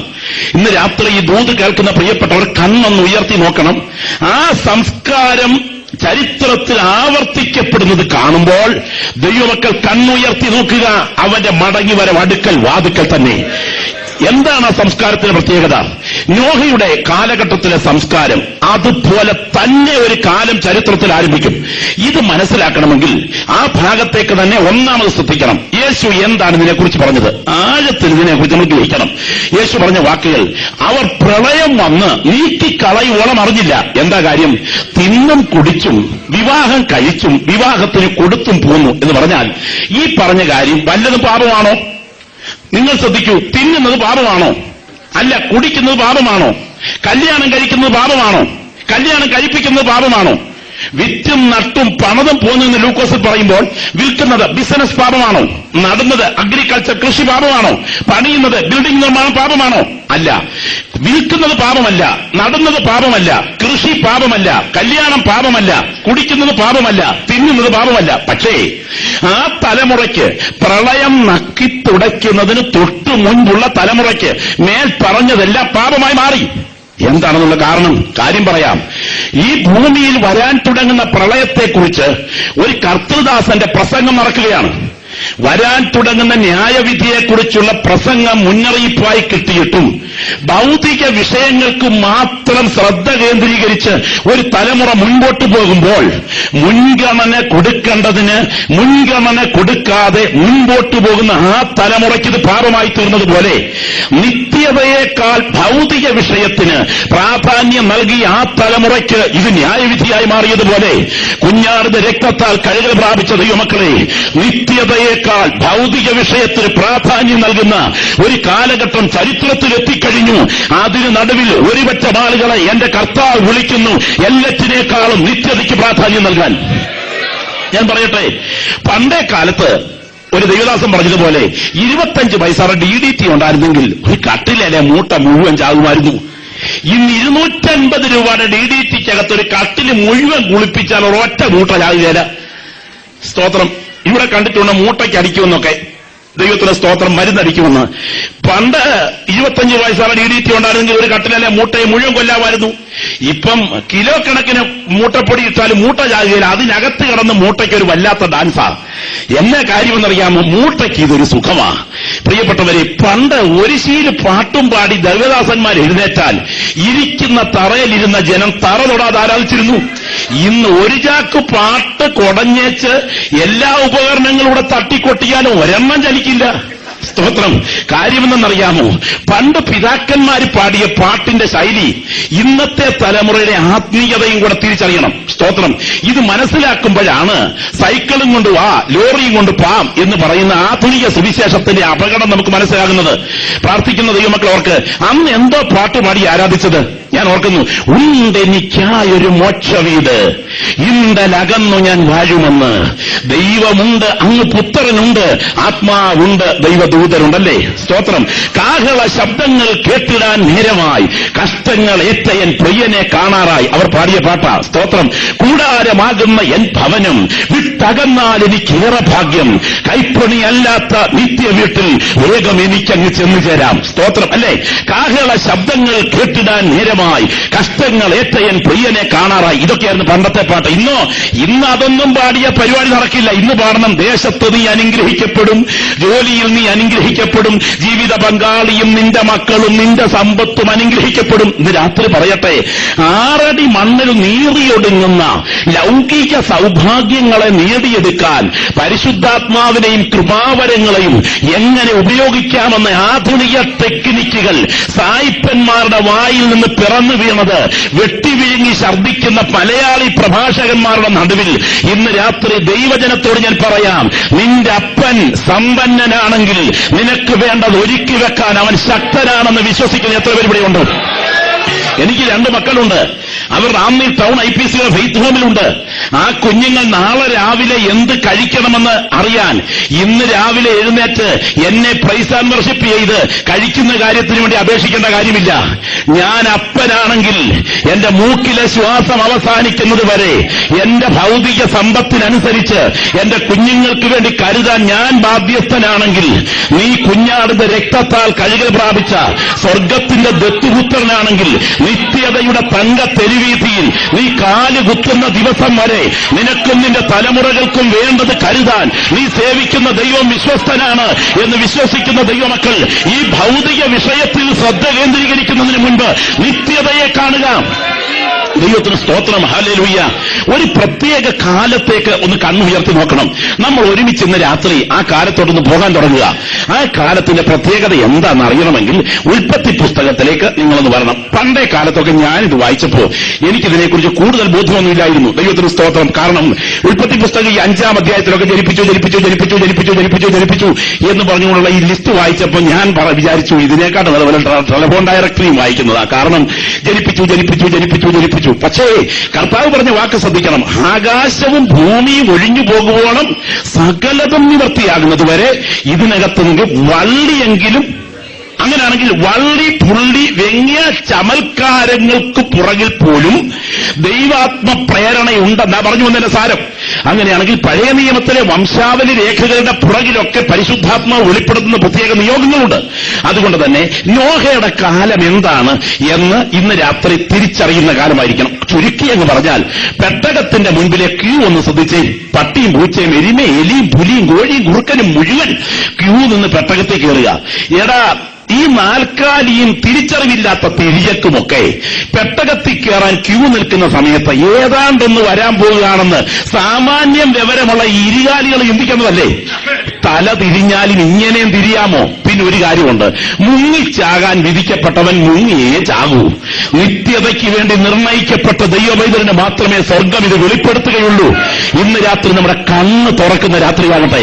നാം ആ ഭാഗത്തേക്ക് ഒന്ന് ശ്രദ്ധിക്കുകയാണ്. എന്താണ് നോഹയുടെ കാലം? നിങ്ങൾ വന്നാട്ടെ.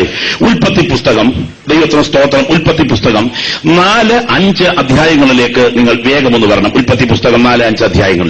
അതിൽ ദൈവത്തിന് സ്തോത്രം 4-ാമത്തെ അധ്യായത്തിലേക്ക് വന്ന് അതിന്റെ ദൈവത്തിന് സ്തോത്രം 16-ാമത്തെ വാക്യം മുതൽ ദയവായി നിങ്ങൾ ആരെങ്കിലും ശബ്ദമുയർത്തി നിർത്തി ഒന്ന് വായിച്ച് സഹായിക്കണം. വായിച്ചാട്ടെ. അങ്ങനെ കയീൻ യഹോവയുടെ സന്നിൽ നിന്ന് പുറപ്പെട്ടു. അങ്ങനെ കയീൻ യഹോവയുടെ സന്നിൽ നിന്ന് പുറപ്പെട്ട് ഏതോന് കിഴക്ക് നോദ് ദേശത്ത് ചെന്ന് പാർത്തു. എല്ലാവരും എടുത്തു എന്ന് വിചാരിക്കുന്നു. വളരെ പ്രാർത്ഥനയോടെ ശ്രദ്ധിക്കുക, തികച്ചും ഏകാഗ്രതയോടെ.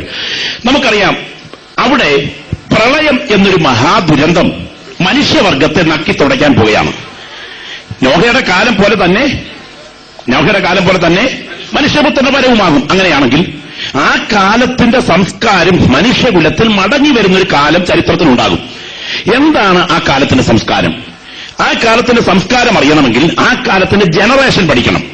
ആ കാലത്തിന്റെ ജനറേഷനിൽ ഓരോ ജനറേഷന്റെയും വഴി പഠിക്കുക. നമുക്കറിയാം, ആദ്യ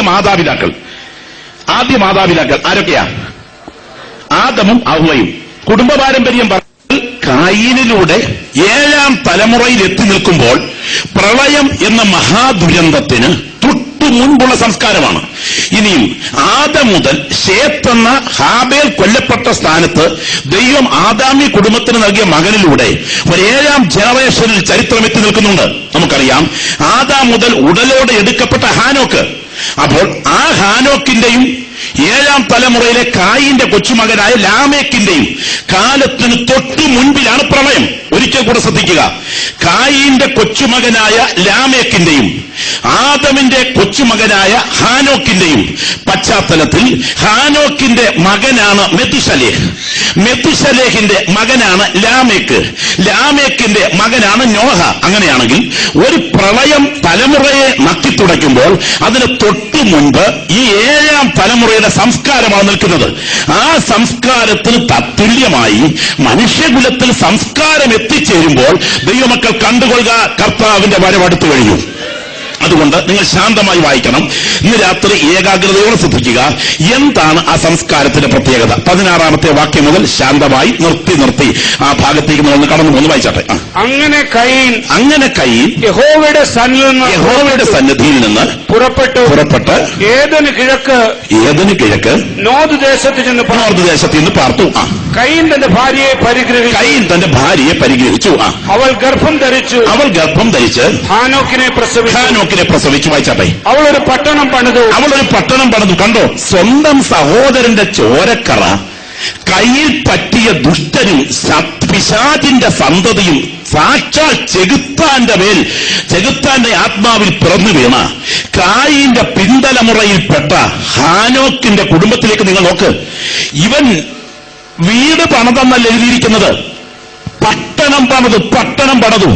എന്റെ മുൻപിലിരിക്കുന്ന ദൈവമക്കൾ കണ്ണുയർത്തി നോക്കണം. ഭൗതിക സമൃദ്ധിയാണ് അനുഗ്രഹത്തിന്റെ ലക്ഷണവും ദാരിദ്ര്യം ശാപത്തിന്റെ ലക്ഷണവുമാണെങ്കിൽ ഏറ്റവും കൂടുതൽ ശാപം അനുഭവിച്ചത് കർത്താവിന് വേണ്ടി ഈ ഭൂമിയിൽ സന്ധിയില്ലാതെ നിലകൊണ്ട വിശുദ്ധന്മാരാണ്. എന്നാൽ ഇന്ന് രാത്രി ഞങ്ങൾ വിളിച്ചു പറയുന്നു, ദാരിദ്ര്യം ശാപമല്ല, ദാരിദ്ര്യത്തിനകത്ത് ഭക്തന്മാർ അനുഭവിക്കുന്ന സംതൃപ്തിയുണ്ട്, അതാണ് അനുഗ്രഹം. സ്തോത്രം. നിങ്ങൾ ശ്രദ്ധിക്കുക. ആദമിന്റെ മകൻ കായിന്റെ മകൻ ഹാനോക്ക്, അവൻ ഒരു പട്ടണം പണിതു. ഒരു വീടല്ല, പട്ടണം. അതിന് കൊടുത്ത പേരെന്താ? യഹോവ ഇത്രത്തോളം നമ്മെ സഹായിച്ചു എന്നോ എബനേസർ എന്നോ അല്ല, മകന്റെ പേര് കൊടുത്തു. അവന്റെ മകന്റെ പേര് കൊടുക്കുന്നു. ഹാനോക്ക് എന്ന പട്ടണത്തിന് പേര് കൊടുത്തു. വായിച്ചാൽ വേഗം. ഹാനോക്കിന് ഈരാദ് ജനിച്ചു. ഹാനോക്കിന് 1ാമത്തെ തലമുറ കഴിഞ്ഞു ആദം, 2ാമത്തെ തലമുറ കായീൻ, 3ാമത്തെ തലമുറ ഹാനോക്ക്, 4ാമത്തെ തലമുറ ഈരാദ് ജനിച്ചു. വായിച്ചാട്ടെ. ഈരാദ് മെഹുയേലിനെ ജനിപ്പിച്ചു. അടുത്ത തലമുറ മെഹുയേൽ മെതുശേലിനെ ജനിപ്പിച്ച അടുത്ത തലമുറ മെതുശേൽ ലാമേക്കിനെ ജനിപ്പിച്ചു. അപ്പോൾ 7ാമത്തെ തലമുറ ആദാം മുതൽ 7ാമത്തെ തലമുറ. ശ്രദ്ധിക്കൂ, പ്രളയമെന്ന ദുരന്തം വരുന്നതിന് തൊട്ടു മുൻപ് മനുഷ്യ സംസ്കാരം എത്തുകയാണ്. 7ാമത്തെ തലമുറ ലാമേക്ക്. വായിച്ചാട്ടെ. ലാമേക്ക് 2 ഭാര്യമാരെ എടുത്തു. അപ്പോൾ അന്നത്തെ തലമുറയിൽ വന്നപ്പോൾ അതുവരെയുള്ള കുടുംബജീവിതത്തിന്റെ വ്യവസ്ഥകൾക്ക് മാറ്റം വന്നു. ആ ലാമേക്ക് 2 ഭാര്യമാരെ എടുത്തു. അടുത്ത വാചകം. ഒരുത്തിക്ക് ആദാ എന്നും മറ്റവൾക്ക് സില്ല എന്നും. അങ്ങനെയാണെങ്കിൽ പ്രളയമെന്ന ഈ ദുരന്തം മനുഷ്യവംശത്തെ നക്കിത്തുടയ്ക്കുന്ന ഈ മഹാസംഭവത്തിന് തൊട്ടു മുൻപ് എന്താണ് സാംസ്കാരിക തകർച്ച ഉണ്ടായത്? 1ാമത്തെ സാംസ്കാരിക തകർച്ച അത് കുടുംബജീവിതത്തിന്റെ തകർച്ചയായിരുന്നു. ഏകഭാര്യ വ്യവസ്ഥയിൽ നിന്നും വ്യത്യസ്തമായി ബഹുഭാര്യത്വത്തിലേക്ക് ആ തലമുറ തകർന്നു. അവിടെ പേരുകൾ പഠിച്ചിട്ട് അർത്ഥങ്ങൾ നോക്കണം എന്ന് പറഞ്ഞാൽ ആ പേരുകളുടെ പുറകിലെല്ലാം അർത്ഥങ്ങളുണ്ട്. കായീൻ എന്ന വാക്കിന്റെ അർത്ഥം കുന്തമെന്നാണ്. ആദം എന്ന വാക്കിന്റെ അർത്ഥം ചുവന്നവൻ എന്നാണ്. അങ്ങനെയാണെങ്കിൽ ഈ പദങ്ങൾക്കെല്ലാം അർത്ഥമുണ്ട്. അപ്പോൾ ലാമേക്ക് എന്ന കായീന്റെ കൊച്ചുമകൻ ഭാര്യമാരെ തെരഞ്ഞെടുക്കുന്നു. ദൈവഹിത പ്രകാരമല്ല ഭാര്യമാരെ തെരഞ്ഞെടുക്കുന്നത്. ദൈവത്തിന് സ്തോത്രം. ഓർക്കണം, അബ്രഹാമിന്റെ മകൻ ഇസഹാക്ക് പ്രാർത്ഥിക്കാൻ വെളിമ്പ്രദേശത്ത് പോയ വേളയിൽ കർത്താവിന് സ്തോത്രം തനിക്ക് വേണ്ടി ദൈവം നിശ്ചയിച്ച ഭാര്യയെ ഏലിയാസർ മുഖാന്തരം ദൈവനിയോഗപ്രകാരം വീട്ടിൽ കൊണ്ടുവന്ന സംസ്കാരവും. ദൈവത്തിന് സ്തോത്രം. നമുക്കറിയാം, സോദോമിൽ പാർത്ത ലോത്തിന്റെ പെൺമക്കൾ അവർ തന്നെ ചാറ്റിങ്ങിലൂടെ പെൺപിള്ളാര് ബന്ധുക്കാരെ കണ്ടുപിടിച്ച സംസ്കാരവും ഇന്നത്തെ തലമുറയിലല്ല, അന്നത്തെ തലമുറയിലുണ്ട്. ഇവിടെ നോക്ക്, 2 ഭാര്യമാർ. ഒരുത്തിയെ പോരാ, ഒരുത്തിയുടെ പേര് കേൾക്കണോ? ആദാ. അതാ അവിടെ പേര്. അവിടെ പേര് കാണുമ്പോൾ തന്നെ അവിടെ സ്വഭാവം അറിയാം. ആദാ എന്ന വാക്കിന്റെ അർത്ഥം അഡോൺ, അലങ്കൃത എന്നാണ്. സ്തോത്രം. അങ്ങനെയാണെങ്കിൽ മിക്കവാറും ആദ്യത്തെ ബ്യൂട്ടി പാർലർ കായീന്റെ കൊച്ചുമോന്റെ വീട്ടിലാണ്. സ്തോത്രം. അങ്ങനെയാണെങ്കിൽ അവൾ അലങ്കൃതയാണ്. ഇവൾ അലങ്കരിച്ച് ഇറങ്ങി വരുന്നത് കണ്ടപ്പോൾ ലാമേക്ക് എന്ന ഈ മനുഷ്യന് അവളോട് പ്രത്യേക സ്നേഹം തോന്നി. പല വിവാഹബന്ധങ്ങളെയും പ്രേരിപ്പിക്കുന്ന പ്രേരണ ദൈവവ്യവസ്ഥ പ്രകാരമുള്ള സ്നേഹമല്ല, ജഡികമായ പൈശാചിക വികാരമാണ്. എന്തിനേറെ അവൾ അലങ്കൃതയാണ്. കുറച്ചുനാൾ അവളെ കൂട്ടിക്കൊണ്ട് നടന്നപ്പോൾ വേറൊരുത്തി ഇറങ്ങി വരുന്നു. അവിടെ വേരാസില്ല. നിഴൽ വീഴ്ത്തുന്ന സ്വാധീന ശക്തിയുള്ള, തിളങ്ങുന്ന എന്നൊക്കെയാണ് സില്ല എന്ന വാക്കിന്റെ അർത്ഥം. അങ്ങനെയാണെങ്കിൽ അലങ്കൃതയെ കൂട്ടിക്കൊണ്ട് നടന്ന് കുറെ നാൾ കഴിഞ്ഞപ്പോൾ മറ്റൊരുത്തി ഇറങ്ങി വരുന്നു, തിളങ്ങുന്നവളെ കൂടെ കൂട്ടി. അങ്ങനെയാണെങ്കിൽ മൂന്നാമത്തെയോ നാലാമത്തെയോ ഭാര്യയുടെ, അഞ്ചാമത്തെയോ ആറാമത്തെയോ ഭർത്താവായിരിക്കാൻ ഒരു മനസാക്ഷിക്കുത്തുമില്ലാത്ത ഇരുകാലി മൃഗങ്ങളുടെ കാലമായിരുന്നു പ്രളയത്തിന് തൊട്ടു മുമ്പുള്ള കാലം. സ്തോത്രം.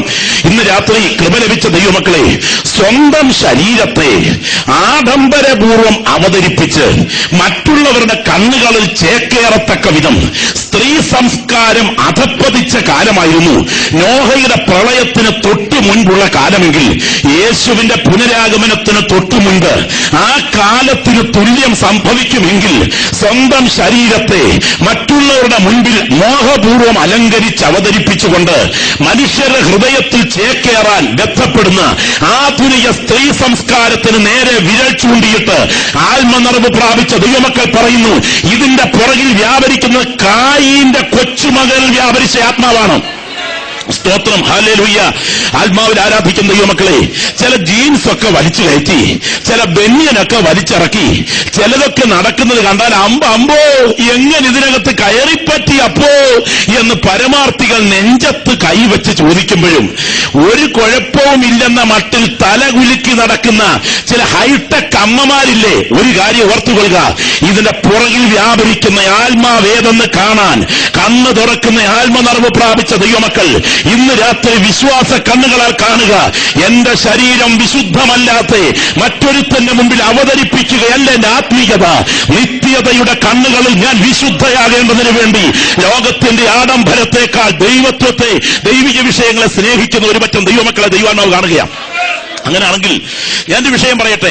ഏതൊരു കാലഘട്ടത്തേക്കാൾ പെന്തക്കോസ്തലിസത്തിന്, നാളെ രാത്രി സമയമാണെന്ന് ഞാനത് വിശദീകരിക്കാം. പെന്തക്കോസ്തലിസത്തിന് സംഭവിച്ചിരിക്കുന്ന വിഷയം ശ്രദ്ധിക്കണം. ആത്മാവിൽ ആരാധിച്ചുകൊണ്ടിരിക്കുന്ന സമയം, ദൈവത്തിന് സ്തോത്രം, ആഭരണാദികൾ പറിച്ചു മാറ്റത്തക്ക വിധം സ്വയം കൈ കഴുത്തിലെത്തിയ രംഗമൊക്കെ ആരാധനയിൽ അനുഭവിച്ച പെന്തക്കോസ്തിന്റെ ആദ്യകാല തലമുറയുണ്ട്.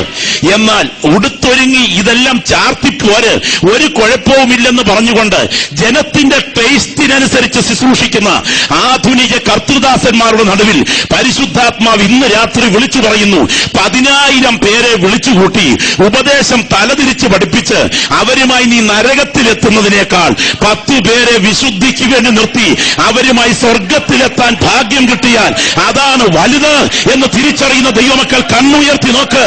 ഈ രാത്രി ഓർക്കുക, സ്ത്രീ സംസ്കാരം അധപ്പതിച്ച കാലം. ദൈവത്തിന് സ്തോത്രം. ഞാൻ നാളെ രാത്രി സമയമുണ്ടെങ്കിൽ അതൊക്കെ വിശദീകരിക്കാം.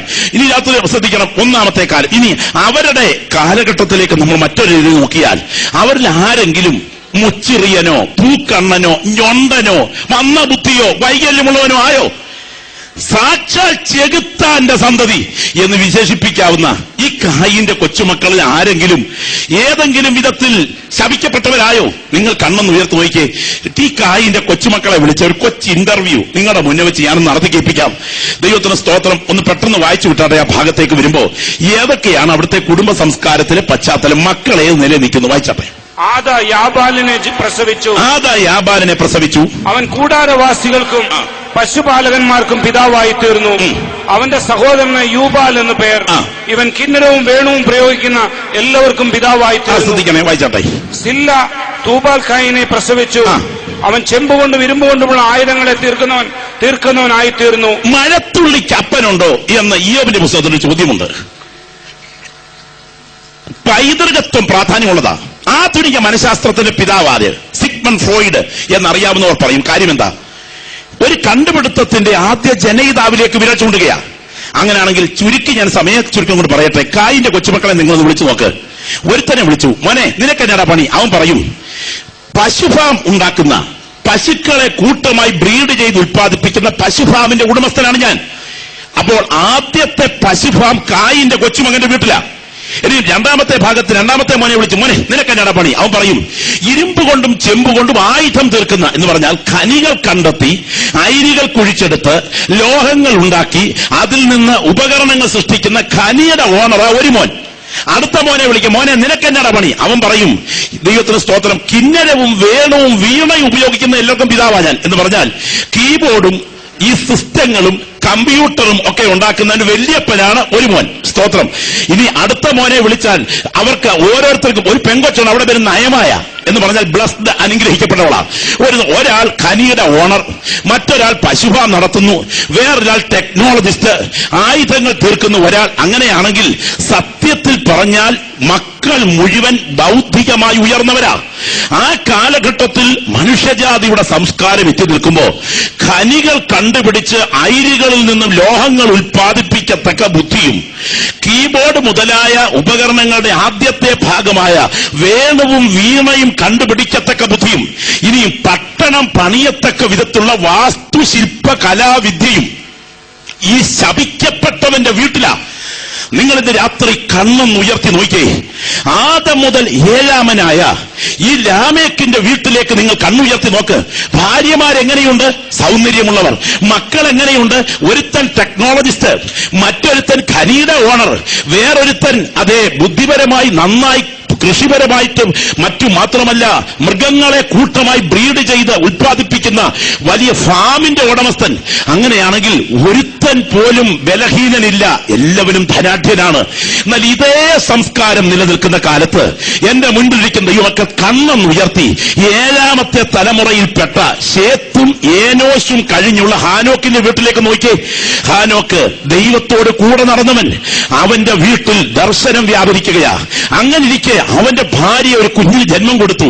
ആ കുഞ്ഞിന് കൊടുത്ത പേര് കേൾക്കണോ? മെദു ശലേഹ്. മെദു എന്നാൽ മൃത്യു, ശലേഹ് എന്നാൽ അയക്കപ്പെടുക. മൃത്യു ശലേഹ്, മരണം വരും. എന്താ കാര്യം? ദൈവത്തിന്റെ ദാസൻ ഹാനോക്കിനോട് വീട്ടിലൊരു മകൻ പിറന്നപ്പോൾ കർത്താവ് പറഞ്ഞു, മോനെ, നിന്നോട് ഞാൻ പ്രവചനാത്മാവിൽ പറയുന്നു, നിന്റെ ഭാര്യയ്ക്ക് ജന്മം കൊണ്ടിരിക്കുന്ന ഈ മെദു ശലേഹ് മരിക്കുന്ന കൊല്ലം പ്രളയമെന്നൊരു ദുരന്തം വരാൻ തുടങ്ങുന്നു. അങ്ങനെയാണെങ്കിൽ ഒരു വീട്ടിൽ ഭാര്യമാർ അലങ്കരിക്കപ്പെട്ടവർ, മക്കൾ ടെക്നോളജിസ്റ്റ്, ഖനിയുടെ ഉടമസ്ഥർ, പെൺകുട്ടികൾ സൗന്ദര്യമുള്ളവർ, ബഹുഭാര്യത്വം വിളയാടുമ്പോൾ മറ്റൊരു വീട്ടിൽ ദർശനം, കൃപാവരം, പ്രവചനം, വെളിപ്പാട് വ്യാപരിക്കുന്നു.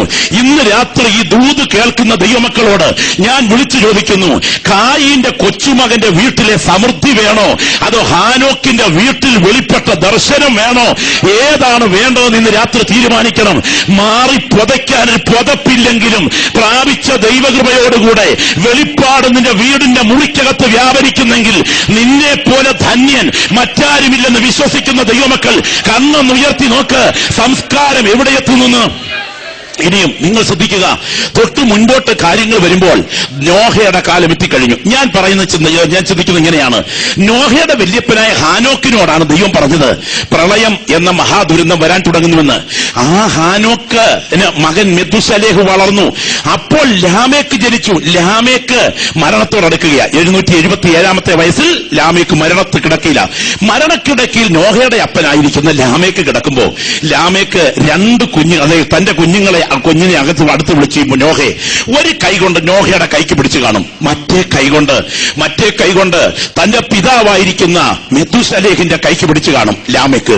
എന്നിട്ട് പറഞ്ഞു കാണും, മോനെ നോഹേ, നീ കണ്ണൊന്നുയർത്തി എന്റെ അപ്പൻ മെതുശലേഹിന്റെ മുഖത്തേക്ക് നോക്കി. നമുക്കൊരു വല്യപ്പൻ ഉണ്ടായിരുന്നു കുഞ്ഞെ. ആ വല്യപ്പച്ചൻ ഇങ്ങനെ പ്രവചിച്ചിട്ടുണ്ട്, ഈ തലമുറയെ പ്രളയം മൂടാൻ പോകുകയാണ്. അത് നിന്റെ അപ്പൻ വല്യപ്പൻ മരിക്കുന്ന കൊല്ലം സംഭവിക്കും. എന്നിട്ട് ഈ ലാമേക്ക് ലോകത്തോട് യാത്ര പറഞ്ഞു.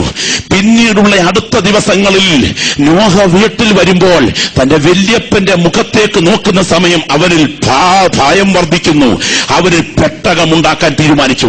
ഇന്ന് രാത്രി വചനം കേൾക്കുന്ന ദൈവമക്കളെ, ഇവിടൊന്നും അധികം നേടിയില്ലെങ്കിലും എന്റെ നിത്യത എനിക്ക് കൈവിട്ടു പോയിട്ടില്ല എന്ന് ഉറപ്പ് പറയാൻ കഴിവുള്ള ചിലരെ സ്വർഗം ഇതിനകത്ത് അന്വേഷിക്കുകയാണ്. ഇന്ന് രാത്രി നിത്യതയ്ക്കായി കരുതിയിട്ടുള്ളൊരു ദൈവവൈതലുണ്ടോ? നീ ബുദ്ധിജീവിയാണ്. നിന്നെ പോലെ ധന്യൻ മറ്റാരുമില്ല. ഇന്ന് രാത്രി ആത്മനിറവ് പ്രാപിച്ച ദൈവമക്കൾ കണ്ണുയർത്തി കാണ്. പ്രളയം അങ്ങോട്ട് അടുത്തു വരികയാണ്. പെട്ടകം ഉണ്ടാക്കാൻ ദൈവം പറഞ്ഞു. പെട്ടകം ഉണ്ടാക്കുന്ന ഒരു പ്രത്യേക സമയം നമുക്കറിയാം. ഏതാണ്ട് വലിയൊരു പത്തേമാരി, ഒരു വലിയ കപ്പൽ ഉണ്ടാക്കാൻ തുടങ്ങുകയാണ്. ആ പത്തേമാരിയെ കുറിച്ചുള്ള പദ്ധതിയുണ്ട്. യൂഫ്രട്ടീസ് ടൈഗ്രീസ് നദീതട മേഖലയിൽ നിന്നും ഈ പത്തേമാരി ഒരു പ്രത്യേക സമയം ഉയരണം. പ്രളയജലം എന്ന മഹാദുരന്തം അത്യുഗ്രമായ ഭീകരതയോടെ ഇവിടെ സംഭവിക്കും. ആകാശത്തിന്റെ കിളിവാതിൽ തുറന്ന് പ്രളയം ഭൂമിയിലേക്ക് ഇറങ്ങും. ഭൂഗർഭ ജലയറ പൊട്ടി തകർന്ന് വെള്ളമുയരും. പെട്ടകം പൊങ്ങും. പൊങ്ങി പൊങ്ങി പൊങ്ങി ടർക്കിയുടെ അതിർത്തിയിൽ അരാരാത്ത് എന്ന പർവ്വതത്തിന്റെ മുകളിൽ വർഷത്തിന്റെ 9 മാസം മഞ്ഞുമൂടി കിടക്കുന്ന നമ്മുടെ തലമുറയിൽ ഇന്നുമുള്ള അരാരാത്ത് പർവ്വതത്തിന്റെ ഉച്ചിയിൽ ചെന്ന് പെട്ടകം ഉറയ്ക്കണം. അതിനകത്തുനിന്ന് നോഹയെ കുടുംബം പുറത്തു വരേണ്ട സമയം അടുത്തു വരികയാ. അപ്പോൾ നാട്ടുകാരുടെ മധ്യത്തിൽ ഈ കർത്തൃദാസന്റെ പ്രസംഗം നടക്കുക. പ്രസംഗം നടക്കുമ്പോൾ മിക്കവാറും ഭാര്യമാർ സൗന്ദര്യമുള്ളവരായി, മക്കൾ ടെക്നോളജിസ്റ്റുകളായി, ഒരുത്തൻ ഖനിയുടെ ഓണറായി നിന്ന് വിരാജിക്കുന്ന കായിന്റെ കൊച്ചുമക്കളുടെ നോഹയുടെ കാലത്തെ പ്രസംഗത്തോടുള്ള പ്രതികരണം എന്തായിരിക്കും പ്രതികരണം? എന്റെ ചിന്ത ഞാൻ പറയാം. പുള്ളി മാറ്റി വെള്ളയൊക്കെ ഉടുത്ത് അന്യഭാഷയും പറഞ്ഞ് പ്രവചനം പറഞ്ഞ് ഏതാണ്ട് വരുന്നു എന്നൊക്കെ പറഞ്ഞ് ഒരു മനുഷ്യൻ നടക്കുക. മഹാകവി KV സൈമൺ സാർ എഴുതിയ വേദവിഹാരം എന്നൊരു മഹാകാവ്യമുണ്ട്. ആ മഹാകാവ്യത്തിൽ വരാൻ തുടങ്ങുന്ന പ്രളയത്തെക്കുറിച്ച് നാട്ടുകാരുടെ ഒരു വിശദീകരണം കൊടുത്തിട്ടുണ്ട്. ഇങ്ങനെയാണ് കൊടുത്തിരിക്കുന്നത്: മൂടനാണിയാൾ അയ്യോ തലയിൽ സ്ക്രൂ അയഞ്ഞു. നാട്ടുകാര് അപ്പച്ചന്റെ പ്രസംഗത്തെക്കുറിച്ച് പറയുക. മൂടനാണിയാൾ അയ്യോ തലയിൽ സ്ക്രൂ അയഞ്ഞു. നട്ടുച്ചയ്ക്ക് അർദ്ധരാത്രി വരുമെന്നീ വിധം പൊട്ടനല്ലാതെ വിധിക്കുവാനുണ്ടോ? ഉറക്കം ശരിയായിട്ടില്ലത് കൊണ്ടുവന്ന കറക്കമാണ്. പക്ഷേ 1-2 കുളി എണ്ണ വെച്ച് കുളിച്ചീടിൽ കുറെയൊക്കെ മാറും. ഈ ചറുപറ പറയുന്നതും മാറും. കണ്ട മനുഷ്യരോടെല്ലാം ജലപ്രവാഹമുണ്ടാകുമെന്ന് തൊണ്ട വിട്ടലറിയാൽ ഉണ്ടാകുമോ ജലപ്ലാവം? ഇല്ലാത്ത കുണ്ടാമണ്ടി ഒപ്പിക്കും ഇങ്ങേര് എന്ന് പറഞ്ഞുകൊണ്ടാണ് നാട്ടുകാരുടെ പാട്ട്. എന്ന് പറഞ്ഞാൽ മൂടനാണ്, അപ്പച്ചന്റെ തലയുടെ സ്ക്രൂ അയഞ്ഞതാണ്, തലയ്ക്ക് എണ്ണ തളം വെച്ചാൽ പുള്ളിയുടെ കിറുക്ക് മാറുമെന്നാണ് പ്രസംഗത്തെക്കുറിച്ച് നാട്ടുകാർ പറഞ്ഞത്. ഈ രാത്രി ഓർക്ക്, വരാൻ തുടങ്ങുന്ന ന്യായവിധിയുടെ പ്രസംഗം കേട്ടാൽ പരിഹസിക്കുന്ന തലമുറയായിരിക്കും അന്ത്യതലമുറ. അന്ത്യതലമുറയുടെ പ്രത്യേകത എന്ത്?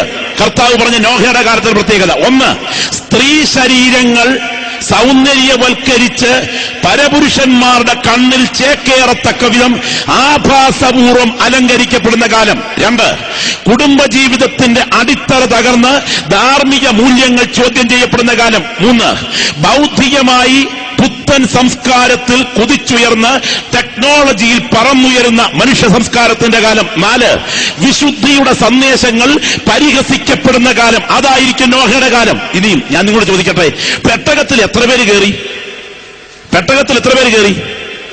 8 പേരോ? അത്രയുള്ളോ കയറിയത്? ബാക്കിയുള്ളവരെന്തിയെ? നോഹയുടെ അപ്പനാരായിരുന്നു? ലാമേക്ക്. പുള്ളി എത്ര വർഷം ജീവിച്ചിരുന്നു? 700 ചില്ലുവാനും കൊല്ലം. നോഹ മാത്രമേ ഉള്ളോ ലാമേക്കിന്? മറ്റു മക്കൾ ആരുമില്ലേ? മക്കളും കൊച്ചുമക്കളും വേറെ ഇഷ്ടം പോലെയുണ്ട്. ഇനിയും പോട്ടെ, ലാമേക്കിന്റെ അപ്പനെ നോക്ക്, മെതുശലേഖ്. എത്ര വർഷം ജീവിച്ചിരുന്നു? 969 വർഷം. മക്കളെല്ലാം എന്തിയെ? നോഹ മാത്രമേ ഉള്ളൂ? അല്ല, ഇഷ്ടം പോലെ മക്കളും കൊച്ചുമക്കളും ഉണ്ട്. 365 വർഷ വയസ്സിൽ മെതുശലേഖിന് ജന്മം കൊടുത്ത ഹാനോക്കിന് മറ്റു മക്കൾ ആരുമില്ലായിരുന്നോ? അല്ല, മറ്റു മക്കളുണ്ട്. അങ്ങനെയാണെങ്കിൽ പ്രളയമെന്ന ദുരന്തം അടുക്കുന്ന സമയത്ത് മറ്റു മക്കളെല്ലാം നോഹ ഒഴികെ എവിടെ പോയി? ഇവിടെ ദൂത് ദൈവമക്കൾ ശ്രദ്ധിച്ച് ഗ്രഹിക്കണം. ഈ കാലത്തെ യഹോവയുടെ നാമത്തിൽ ആരാധന തുടങ്ങിയെന്ന് എഴുതി വച്ചിരിക്കുന്ന ശേത്തിന്റെ പിൻതലമുറയിൽപ്പെട്ടവർ പ്രളയം വന്നപ്പോൾ 8 പേരെ പെട്ടകത്തിലുള്ളോ? ബാക്കിയുള്ളവർ എവിടെ പോയി? പറയാം. ബാക്കിയുള്ളവരെല്ലാം കായീന്റെ വഴിക്ക് തിരിഞ്ഞു. സൗന്ദര്യത്തിന് പ്രാധാന്യം നൽകുന്ന, ആഡംബരത്തിന് പ്രാധാന്യം നൽകുന്ന കായീന്റെ വഴിക്ക് തിരിഞ്ഞു. ഞാൻ ഇന്ന് രാത്രി ഇതിൽ നിർദൂത് പറയാം. ഒരു കാലത്ത് സത്യത്തിനു വേണ്ടി ഇറങ്ങിത്തിരിച്ച അപ്പച്ചന്മാരുടെ കൊച്ചുമക്കളിൽ 99.25% ആൾക്കാരും ന്യായവിധിയുടെ ദിവസങ്ങൾ അടുത്തുവരും മുൻപ് ഈ പെട്ടകത്തിന് പുറത്താകുമ്പോൾ ഇതിനകത്ത് കയറാൻ ദൈവം ഒരു കൊച്ചുകൂട്ടത്തെ ഒരുക്കിയിട്ടുണ്ട്. അതിനകത്ത് നീയുമായിരിക്കണം എന്ന് ദൈവം ഇന്ന് രാത്രി ആഗ്രഹിക്കുകയാണ്. ഇനിയും ഈ കാലഘട്ടത്തിന് ഏറ്റവും വലിയ സവിശേഷത നിങ്ങൾ മനസ്സിലാക്കണം. നിങ്ങൾ ഇയ്യോബിന്റെ പുസ്തകത്തിലേക്ക് ഒന്ന് വന്നാട്ടെ. ഇയ്യോബിന്റെ പുസ്തകം 21-ാം അധ്യായത്തിലേക്ക് വരുമ്പോൾ നിങ്ങൾക്ക് അത് കാണുവാനായിട്ട് കഴിയും. യോബിന്റെ പുസ്തകം 21 അധ്യായത്തിൽ ദൈവത്തിന് സ്തോത്രം നോഹയുടെ കാലത്തെക്കുറിച്ച് എഴുതിയിരിക്കുന്ന മറ്റൊരു പ്രധാനപ്പെട്ട പരാമർശനം നിങ്ങൾക്ക് വായിക്കുവാനായിട്ട് കഴിയും. 22ന്റെ 15, 21ലുമുണ്ട്. 22:15 മാത്രം ഒന്ന് വായിച്ച് വിട്ടാട്ടെ. 22:15 വേഗം. ദുഷ്ടമനുഷ്യർ നടന്നിരിക്കുന്ന പുരാതന മാർഗം നീ പ്രമാണിക്കുന്നുവോ? കാലം തികയും മുൻപേ അവർ പിടിപെട്ടുപോയി. അവരുടെ അടിസ്ഥാനം പുരാതന മനുഷ്യരുടെ അടിസ്ഥാനം നദി പോലെ ഒഴുകിപ്പോയി. വായിച്ചാട്ടെ. അവർ ദൈവത്തോട് ഞങ്ങളെ വിട്ടുപോക സർവശക്തൻ ഞങ്ങളോട് എന്ത് ചെയ്യും? അങ്ങനെയാണെങ്കിൽ പുരാതന കാലഘട്ടത്തിൽ ജീവിച്ചിരുന്ന നോഹയുടെ കാലത്തെ ആളുകളുടെ പ്രളയത്തോടടുത്തുള്ള സംസ്കാരം, ദൈവത്തെ വേണ്ടാത്ത സംസ്കാരം, ഞങ്ങൾക്ക് ദൈവത്തെ വേണ്ട, ഞങ്ങളെ വിട്ടുപോകുക, സർവശക്തൻ ഞങ്ങളോട് എന്ത് ചെയ്യും? നിങ്ങൾക്കറിയുമോ? ഞങ്ങൾ ദൈവത്തിൽ വിശ്വസിക്കുന്നു എന്ന ഓൾമൈറ്റി ഡോളർ പ്രിന്റ് ചെയ്തിറക്കിയ അമേരിക്കയ്ക്ക് ദൈവത്തെ വേണോ? ആണോടാണ് അവലക്ഷണമായി പെരുമാറുന്ന സോദോമ്യ പാപം 5 സ്റ്റേറ്റുകളിൽ നിയമപരമായി അംഗീകരിച്ച് ഗേ സംസ്കാരവും ലെസ്ബിയൻ സംസ്കാരവും അമേരിക്ക കൈനീട്ടി ഏറ്റെടുത്തപ്പോൾ ഇതിന്റെ പുറകിൽ സ്വർഗത്തിന്റെ തീ വരുന്നുണ്ടെന്ന് വിശ്വസിക്കുന്ന എത്ര ദൈവമക്കളുണ്ട് ഇവിടെ? ദൈവത്തിന് സ്തോത്രം. ഓർക്ക് അമേരിക്കയ്ക്ക് ദൈവത്തെ വേണ്ട. ഇനിയും നിങ്ങൾക്കറിയാമോ, ജോൺ ഹസിനെ സത്യത്തിനു വേണ്ടി പ്രസംഗിച്ചതിന്റെ പേരിൽ മതം ഒരുക്കിയ ഇരുമ്പ് കട്ടിലിൽ മലർത്തിക്കിടത്തിയിട്ട് അടിയിൽ വിറകടുക്കിയതിനു ശേഷം പാപ ശരീരം നശിപ്പിക്കപ്പെടട്ടെ എന്ന് പ്രസംഗിച്ച് ആ തീക്കകത്ത് ഉരുക്കിക്കൊന്ന കത്തിച്ച് ചാമ്പലാക്കിയ ജോൺ ഹസിന്റെ ശരീരം ഒരു കുടത്തിൽ കോരിയെടുത്തിട്ട് തൊട്ടടുത്ത തേംസ് നദിയിൽ കലക്കിയ ജോൺ ഹസിനെ നിങ്ങൾക്ക് ഓർമ്മയുണ്ടോ? വിക്ലിഫും ജോൺ ഹസും ജീവൻ കൊടുത്ത് ഇംഗ്ലണ്ടിൽ ഉയർത്തിയ സുവിശേഷത്തിന്റെ പശ്ചാത്തലത്തിൽ ഇന്ന് ഇംഗ്ലണ്ടിൽ 87% ആളുകൾ ഒരു ദൈവത്തിലും വിശ്വസിക്കുന്നില്ല.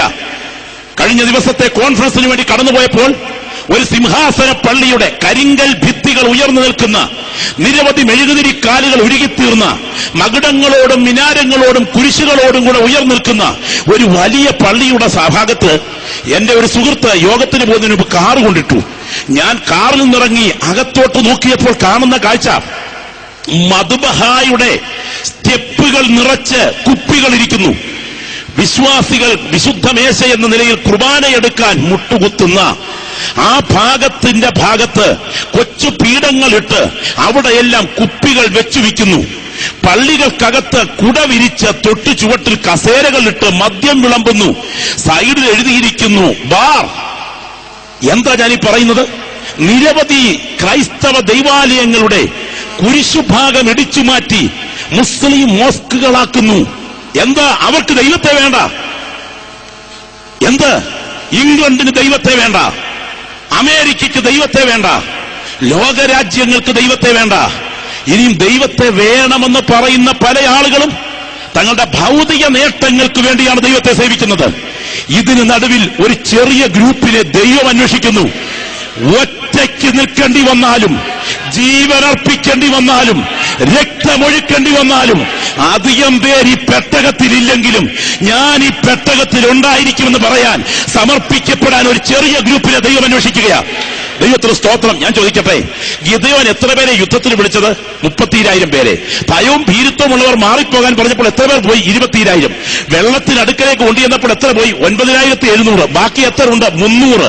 30,000ന്റെ വലിയ ഗ്രൂപ്പിനെ അല്ല, സത്യത്തിന് വേണ്ടി നിൽക്കുന്ന ഒരു 300നെയാണ് ഇന്ന് രാത്രിയും ദൈവം അന്വേഷിക്കുന്നത്. സ്തോത്രം. 5,000 പേർക്ക് കർത്താവ് പന്തിയും പാനും ഒരുക്കിയില്ലേ? എന്നാൽ തന്നോടുകൂടെ ഇരിപ്പാൻ പ്രസംഗിക്കുന്നതിനയപ്പാൻ എത്ര പേരാ ഉണ്ടായിരുന്നത്? 70 പേർ. അവരുടെ ഇടയിൽ നിന്ന് രാത്രി മുഴുവൻ പ്രാർത്ഥിച്ചിട്ട് എത്ര പേരെ തിരഞ്ഞെടുത്തു? 12 പേർ. അതിനു നടുവിൽ നിന്ന് യൂദ ഉൾപ്പെടെ ഒഴിഞ്ഞുപോയ സ്ഥാനത്ത് ഒരു നാൾ മഹത്വം വെളിപ്പെടേണ്ട സമയമായപ്പോൾ മലയുടെ മുകളിൽ എത്ര പേർ പോയി? പത്രോസ്, യാക്കോബ്, യോഹന്നാൻ. അവരാ പറയുന്നത്, ഞങ്ങൾ അവന്റെ ശക്തിയും പ്രത്യക്ഷതയും അറിയിച്ചത് നിർമ്മിത കഥകളെ പ്രമാണിച്ചിട്ടല്ല, അവന്റെ മഹിമ കണ്ട സാക്ഷികളായിട്ടാണ്. ഇന്ന് രാത്രി ഈ ദൂതിന് നടുവിൽ ഞാൻ വിളിച്ചു പറയട്ടെ, എന്താണ് നോഹയുടെ കാലം? വിശുദ്ധിക്ക് വേണ്ടി നിൽക്കാൻ ഒരു ചെറിയ ഗ്രൂപ്പ് മാത്രം ഒടുവിൽ ശേഷിക്കുന്ന സമയം. ഇന്ന് രാത്രി ഈ ദൂതിന് മുൻപിൽ ആ കൊച്ചു ഗ്രൂപ്പിനകത്ത് ഞാനും ഉണ്ടായിരിക്കുമെന്ന് പറയാൻ ഒരു സംഘത്തെ ഇതിനകത്ത് ദൈവം അന്വേഷിക്കുന്നു. ഒറ്റയ്ക്ക് നിൽക്കേണ്ടി വന്നാലും ഒടുവിലത്തെ ശ്വാസം വരെ ഞാനുണ്ടായിരിക്കുമെന്ന് പറയാൻ ഞാൻ വിശ്വസിക്കട്ടെ, പറയട്ടെ, പ്രളയത്തിന്റെ സമയം അടുത്തു. പരിഹാസത്തിന്റെ സ്വരം ഉയരുകയാ. ദൈവം പറഞ്ഞു, മോനെ നീ അകത്ത് കയറ്, ഞാൻ പെട്ടകത്തിന്റെ വാതിൽ അടയ്ക്കാൻ പോവുകയാ. എന്റെ ദൈവത്തിന്റെ കരം പെട്ടകത്തിന്റെ വാതിൽ അടച്ചു. ആകാശത്തിന്റെ പ്രളയ നദി കുതിച്ചിറങ്ങി ഒരു തലമുറ നക്കി തുടയ്ക്കപ്പെട്ടു. ഇന്ന് രാത്രി ഞാൻ ചോദിക്കട്ടെ, എല്ലാറ്റിനേക്കാട്ടിലും ഉപരി എനിക്ക് വലുത് എന്റെ നിത്യതയാണെന്ന് അകത്ത് ബോധ്യമുള്ള എത്ര പേര് ഇന്ന് രാത്രി ഇവിടെയുണ്ട്? Glory, hallelujah. ഈ കൊച്ചു ജീവിതം പെട്ടെന്ന് അവസാനിക്കും കേട്ടോ. പരിശുദ്ധാത്മാവ് ഇന്ന് രാത്രി പറയുന്നു, നിന്നെ വിളിച്ച് നിത്യതയ്ക്ക് വേണ്ടിയാ. ഇതിന്റെ വൻപൻ അടയാളങ്ങൾ നടക്കാൻ തുടങ്ങുന്ന മഹാസംഭവം ഉൾപ്പെടെ ബൈബിൾ ഉപയോഗിച്ചിട്ടുണ്ട്. നാളെ ഞാൻ വിശദീകരിക്കാം. എന്നാൽ ഇന്ന് രാത്രി ഞാൻ ചോദിക്കട്ടെ, ഈ രാത്രി കിടക്കുന്ന കിടപ്പ് എന്റെ മരണയറയായി മാറിയാൽ എന്റെ കണ്ണ് തുറക്കുമ്പോൾ ഞാൻ നിത്യതയിലായിരിക്കുമെന്ന് ഉറപ്പോടെ പറയാൻ ധൈര്യമുള്ള ദൈവമക്കൾ എത്ര പേര് ഇന്ന് രാത്രി ഇവിടെയുണ്ട്? ഞാൻ ഇന്ന് രാത്രി കാണുന്നു, സ്വർഗം ഇതിനു മീതെ തുറന്നു നിൽക്കുകയാ. ദൂതന്മാരിവിടെ കുനിഞ്ഞു നോക്കിക്കൊണ്ടിരിക്കുകയാ. ഇന്ന് രാത്രി കർത്താവിന്റെ കരം ചില വ്യക്തികളുടെ വിടുതലിനായി ചലിക്കുകയാ. കർത്താവിന് വേണ്ടി ഒറ്റയ്ക്ക് നിൽക്കാൻ ദൈവാത്മാവ് ചില വ്യക്തികളെ യോഗത്തിനകത്ത് ക്ഷണിക്കുകയാ. Glory, hallelujah. ഞാൻ ചോദിക്കട്ടെ, ഒരു മിനിറ്റ്, 335 ഗ്രാം തൂക്കമുള്ള മുഷ്ടിയുടെ വലിപ്പമുള്ള ഹാർട്ട് എന്ന കൊച്ചു പമ്പില്ലേ, ഒരു മിനിറ്റിൽ 72 തവണ ഇടിക്കുന്ന, ഒരിടിപ്പിൽ 2.5 ഔൺസ് രക്തം രക്തധമനികളെ തള്ളിക്കയറുന്ന ഏതാണ്ട് 70 വയസ്സ് പ്രായം കഴിഞ്ഞ ഒരു അപ്പച്ചനിൽ 250 കോടി വട്ടം ഇടിച്ചു കഴിയുന്ന ആ കൊച്ചു പമ്പ്. സ്തോത്രം. ആ പമ്പ് നിന്റെ അകത്തിരുന്ന് ഇപ്പൊ എത്ര പ്രാവശ്യം ഇടിച്ചു? പോട്ടെ, ഇന്ന് പകൽ എത്ര വട്ടം ഇടിച്ചു? തലച്ചോറ് മുതൽ പാദം വരെ വലിച്ചു നീട്ടി വെച്ചാൽ 1,00,000 കിലോമീറ്റർ നീളമുള്ള രക്തധമനികളിലൂടെ രക്തം പമ്പ് ചെയ്യുന്ന ആ പമ്പ്, ഇതിനിടയ്ക്ക് ആരും വാൽവ് മാറ്റിയിട്ടില്ലല്ലോ, കേടുപോക്കിയിട്ടില്ലല്ലോ. ഇന്ന് രാവിലെ നീ ഉണർന്നപ്പോൾ മുതൽ ഈ സന്ധിയിൽ വചനത്തിന് മുൻപിൽ ഇരിക്കുന്നത് വരെ 10,000 വട്ടം ഇടിച്ചിട്ട് ഇന്ന് വരെ പണി മുടക്കാതെ നിന്റെ കണ്ണുനീരിൽ നിന്നും പണി മുടക്കിയിരുന്നെങ്കിൽ നിന്റെ മൂക്കിൽ പഞ്ഞി വെച്ച് അടുത്ത മോർച്ചറിയിൽ നീ ആയേനെയും. എന്നാൽ നിന്റെ കണ്ണുനീരിൽ നിന്ന് നിന്റെ കാലിനെ ഇടർച്ചയിൽ സൂക്ഷിച്ച് ഈ രാത്രി വചനത്തിന്റെ മുൻപിൽ ദൈവം നിന്നെ എത്തിച്ചതിന്റെ പുറകിൽ വലിയൊരു ഉദ്ദേശം ദൈവത്തിനുണ്ട് എന്ന് തിരിച്ചറിയുന്ന ദൈവമക്കൾ ഇവിടെ ഇരുന്ന് രാത്രിയിൽ നിന്റെ കണ്ണ് നിത്യതയ്ക്കായിട്ട് ഉയർത്താൻ ദൈവാത്മാവ് ക്ഷണിക്കുകയാണ്. Glory, hallelujah. ദൈവത്തിന്റെ ആത്മാവ് ഇന്ന് രാത്രി ഇവിടെ ഇരിക്കുന്ന ദൈവജനത്തെ ആത്മാവിൽ ആരാധിക്കുവാൻ വിളിക്കുന്നു. നിന്റെ കണ്ണുകളെ നിങ്ങൾ ദൈവത്തിന്റെ ആത്മാവ് നിത്യതയ്ക്കായി വിളിക്കുകയാ. പ്രാർത്ഥിക്കുന്ന ദൈവമക്കളുടെ കണ്ണുകൾ ആത്മാവിലൊന്ന് ഉയരുന്ന രാത്രിയാകട്ടെ. എത്ര നാളുണ്ട് നമുക്കിനി ഈ ആയുസിൽ? എത്ര നാളുണ്ട് നമുക്കിനി ഈ ആയുസിൽ? ഞാൻ ഈ രാത്രി പറയാം, 2 പ്രത്യേക ഡേറ്റുകൾക്കിടയിലാണ് നമ്മൾ ഓടിക്കൊണ്ടിരിക്കുന്നത്. ഒന്ന് നമ്മുടെ ജനന ദിവസം, മറ്റൊന്ന് നമ്മുടെ മരണ ദിവസം. എന്ന് പറഞ്ഞാൽ തൊട്ടിലിൽ തുടങ്ങി കട്ടിലിൽ തുടർന്ന് പെട്ടിയിൽ തീരുന്ന ഈ കൊച്ചു ജീവിതം. ഒരിക്കൽ കൂടെ ശ്രദ്ധിക്കുക, തൊട്ടിലിൽ തുടങ്ങി കട്ടിലിൽ തുടർന്ന് പെട്ടിയിൽ തീരുന്ന ഈ കൊച്ചു ജീവിതം. തൊട്ടിലിനും പെട്ടിക്കുമിടയിൽ എത്ര ദിവസമുണ്ട്? എത്രയും വേഗം ഈ ദിവസങ്ങൾ തീരും. എന്നാൽ ഇന്ന് രാത്രി എന്റെ മരണ ദിവസമായാൽ ഞാൻ നിത്യതയ്ക്കായി തയ്യാർ എന്ന് പറയാൻ പ്രാഗൽഭ്യമുള്ള ചിലരെ സ്വർഗം ഇതിനകത്ത് അന്വേഷിക്കുകയാണ്. Glory, hallelujah. ഈ രാത്രി ഞാൻ പറയട്ടെ, സഹോദരി സഹോദര, നീ അധ്വാനിച്ചുണ്ടാക്കുന്നത് മുഴുവൻ നിന്നെ വിട്ടു പോകുന്ന ഒരു ദിവസം നിന്റെ കൺമുൻപിലില്ലേ? ആ ദിവസം എപ്പോഴാ നിനക്കറിയാമോ? പോയൊരു ദിവസം അതുപോലെ ഈ ഭൂമിയിലെ വാസം നീങ്ങിപ്പോവും. അത് യാത്രയിലാണോ? അത് പള്ളിയിൽ പോകുന്ന സമയത്താണോ? അത് കള്ളം പറഞ്ഞ് വ്യാപാര ചന്തയിലാണോ? അത് കള്ളക്കേസിന് വല്ല കച്ചേരി തിണ്ണയിലാണോ? എപ്പോഴാണ് എന്റെ സ്നേഹിത മൃത്യു വരുന്നത് ഓർക്കായി എത്ര കഷ്ടമേ. ഇന്ന് രാത്രി നിത്യതയ്ക്ക് കരുതിയിട്ടുള്ള ദൈവ പൈതൽ ഈ യോഗത്തിനകത്തിരുന്ന് സ്തോത്രം ചെയ്യുന്നെങ്കിൽ നീ ധന്യനാണ് ദൈവ പൈതലേ. നിന്റെ കണ്ണുകളൊന്ന് നിത്യതയ്ക്കായി ഉയരട്ടെ. നമുക്ക് ഈ രാത്രി 1 മിനിറ്റ് ഒന്ന് എഴുന്നേൽക്കാം. എല്ലാവരും 1 നിമിഷം ഒന്ന് എഴുന്നേറ്റാട്ടെ. Glory, hallelujah, hallelujah. ആ 2 കരങ്ങൾ കർത്താവിങ്കിലേക്കൊന്ന് ഉയർത്തിപ്പിടിച്ചാട്ടെ. 2 കരങ്ങൾ കർത്താവിങ്കിലേക്കൊന്ന് ഉയർത്തിപ്പിടിച്ചാട്ടെ. രക്തത്താൽ ജയം, ഓ രക്തത്താൽ ജയം. ഇടത്തും വലത്തും നിൽക്കുന്നവരെ നോക്കണ്ട, മുൻപിലും പുറകിലും നിൽക്കുന്നവരെ നോക്കണ്ട. നമ്മുടെ കണ്ണുകൾ കർത്താവിങ്കിലേക്കൊന്ന് ഉയരട്ടെ. കണ്ണുകൾ കർത്താവിങ്കിലേക്കൊന്ന് ഉയരട്ടെ. ഈ രാത്രി പറയട്ടെ, നോഹയുടെ കാലം പോലെ തന്നെ മനുഷ്യപുത്രന്റെ വരവും ആകും. ആ കരങ്ങൾ ഉയർത്തി ദൈവസന്നിധിയിൽ ശബ്ദം ഉയർത്തി പ്രാർത്ഥിച്ചു തുടങ്ങിക്കാട്ടെ. ഈ ദിവസങ്ങളിൽ ഒന്നിൽ നമ്മുടെ കർത്താവ് ആകാശമേഘങ്ങളിൽ വരും. അടുത്ത മഹായുദ്ധത്തിന്റെ ഇരമ്പൽ ഉൾപ്പെടെ കേൾക്കുകയാണ്. മധ്യപൂർവ്വ പ്രദേശം ഈ ഭീകരമായ അവസ്ഥകളിലേക്ക് നീങ്ങുകയാണ്. അന്തരീക്ഷം അതിഭയങ്കരമായ ചൂടിൽ കുതിച്ചുയരുകയാണ്. പ്രകൃതിയുടെ താളക്രമങ്ങൾ അടിമുടി തകരുകയാണ്. മാരക രോഗങ്ങൾ ഈ മണ്ണിൽ കൂട്ടമായി വർദ്ധിക്കുകയാണ്. മതത്തിന്റെ പേരിൽ, വർഗത്തിന്റെ പേരിൽ, വർണ്ണത്തിന്റെ പേരിൽ മനുഷ്യൻ തമ്മിൽ തല്ലി തലതല്ലി കീറുകയാണ്. ഇതിന് നടുവിൽ യേശുവിന്റെ രക്തത്താൽ കഴുകൽ പ്രാപിച്ച ദൈവമക്കൾ നിത്യതയ്ക്കായി ഒരുങ്ങുന്ന രാത്രിയായി ഇന്ന് രാത്രിയെ ദൈവാത്മാവ് മാറ്റുകയാണ്.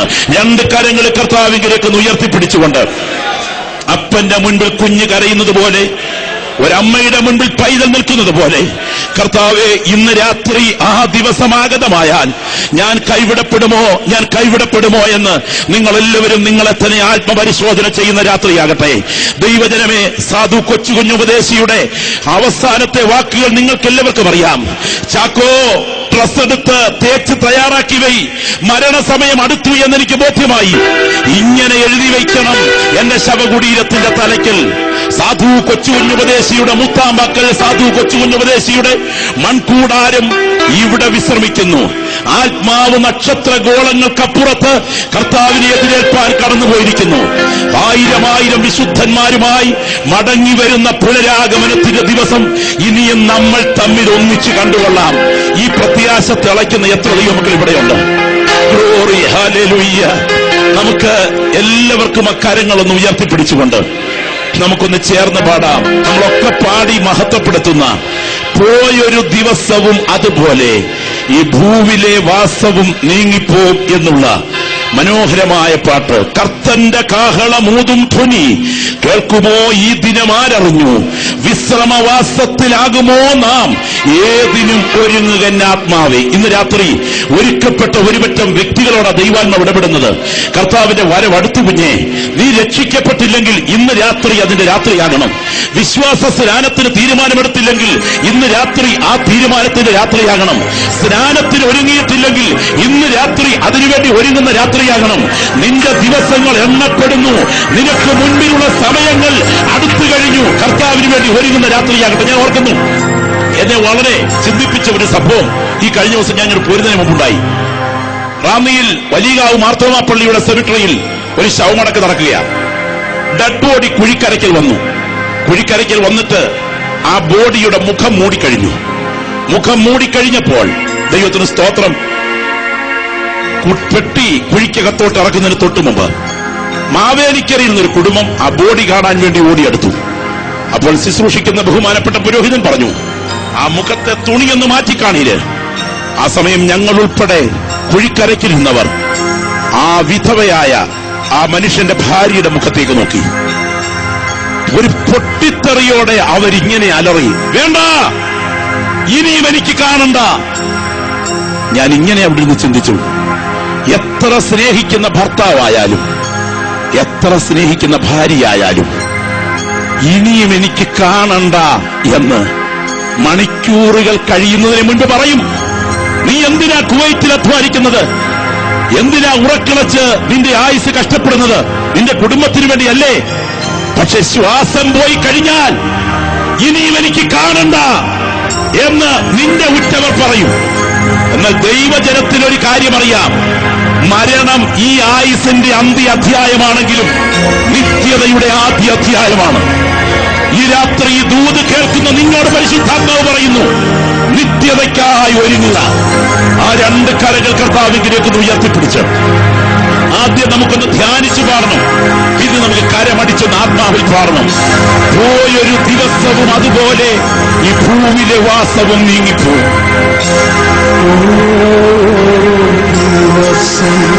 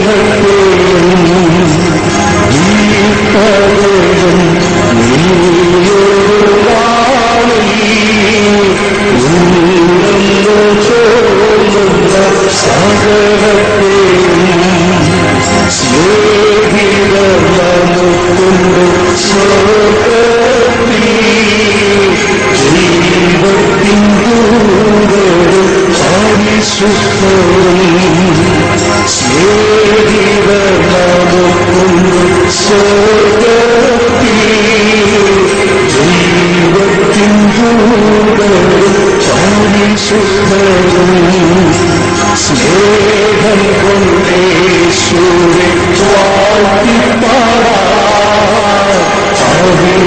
നമുക്കൊന്നും ചാടരുതോ സ്നേഹം കൊണ്ടേശുവെ അവിടെ നമുക്കൊന്നും ചാടരുതോ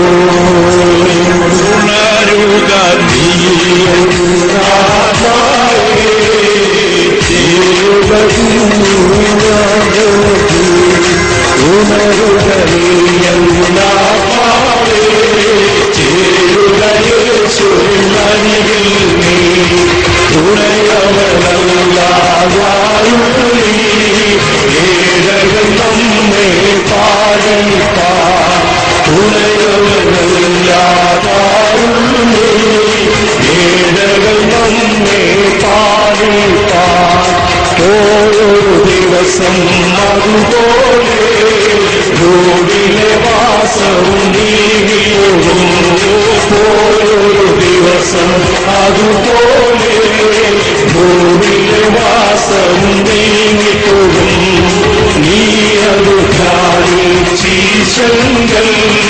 ആശ്രയം പുതുക്കണമീക്ഷണത്തിൽ നീ അത് ധ്യാനിച്ചീശങ്കൽ ആശ്രയം പുതുക്കണമീക്ഷണത്തിൽ വീടുമില്ലാരുമില്ല ലോകത്തിനോർക്കുക നീ വീടുമില്ലാരുമില്ല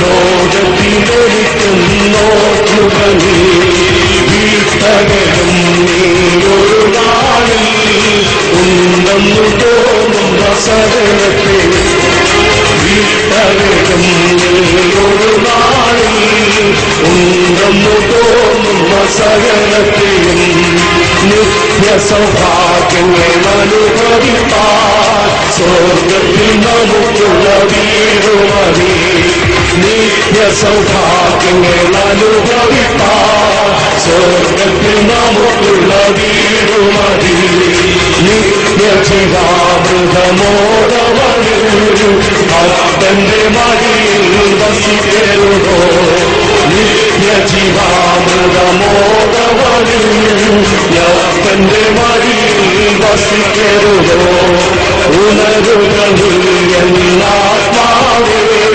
ചേരുക യേശുവിനരികിൽ ഉണരുകളിൽ എന്നാത്മാവേ ചേരുക യേശുവിനരികിൽ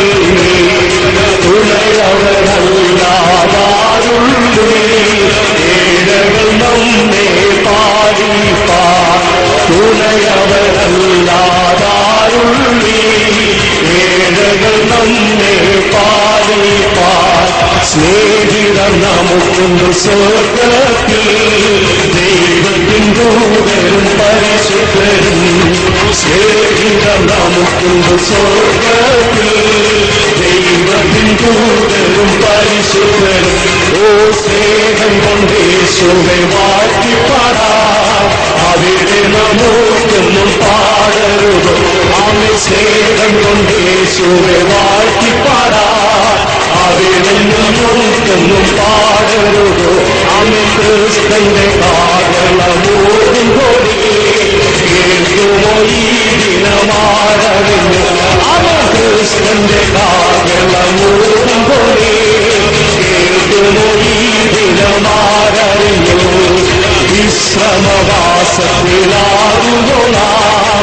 എന്തിനും നമുക്കുന്നു ഭാവേ വിശ്രമവാസത്തിലാകുകൊള്ളാം എന്തിനും ഒരു എന്നാത്മാവേ അമേലുണരുക നീ എന്നാത്മാവേ ചേരുക യേശുവിൻ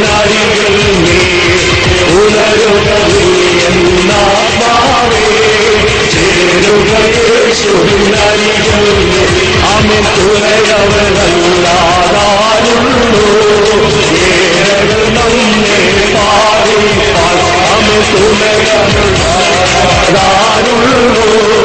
ഏഴകൾ നമ്മെ പാടിപ്പാൻ നിത്യ സൗഭാഗ്യങ്ങൾ അനുഭവിപ്പാൻ സ്വർഗത്തിൽ നമുക്കുള്ള വീട് മതി.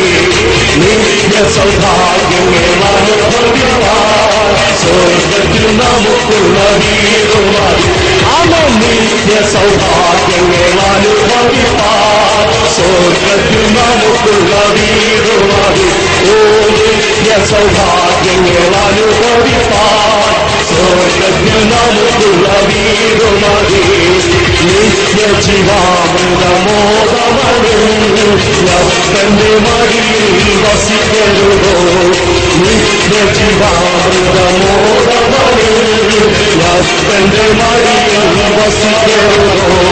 സ്നേഹിതർ നമുക്കുണ്ട് സ്വർഗത്തിൽ ദൈവത്തിൻ ദൂതരും പരിശുദ്ധരും. സ്നേഹിതർ നമുക്കുണ്ട് സ്വർഗത്തിൽ ദൈവത്തിൻ ദൂതരും പരിശുദ്ധരും. സ്നേഹം കൊണ്ട് യേശുവെ വാഴ്ത്തിപ്പാടാം. അവിടെ നമുക്കൊന്നും പാടരുതോ. അവൻ സ്നേഹം കൊണ്ട് യേശുവെ വാഴ്ത്തിപ്പാടാം. അവിടെ നമുക്കൊന്നും പാടരുതോ. സ്നേഹം കൊണ്ട് യേശുവെ വാഴ്ത്തിപ്പാടാം. അവിടെ നമുക്കൊന്നും പാടരുതോ.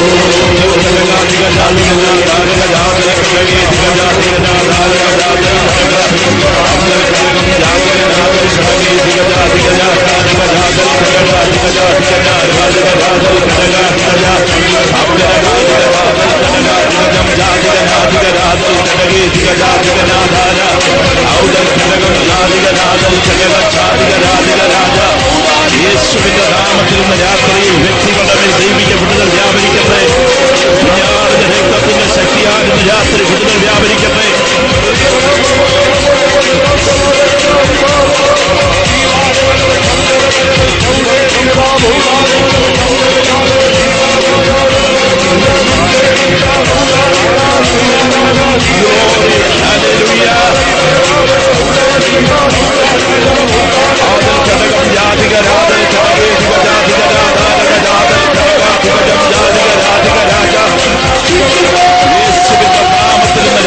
വിശ്വസിക്കുന്ന ജനത്തിന് മേൽ ദൈവശക്തി വ്യാപരിക്കട്ടെ.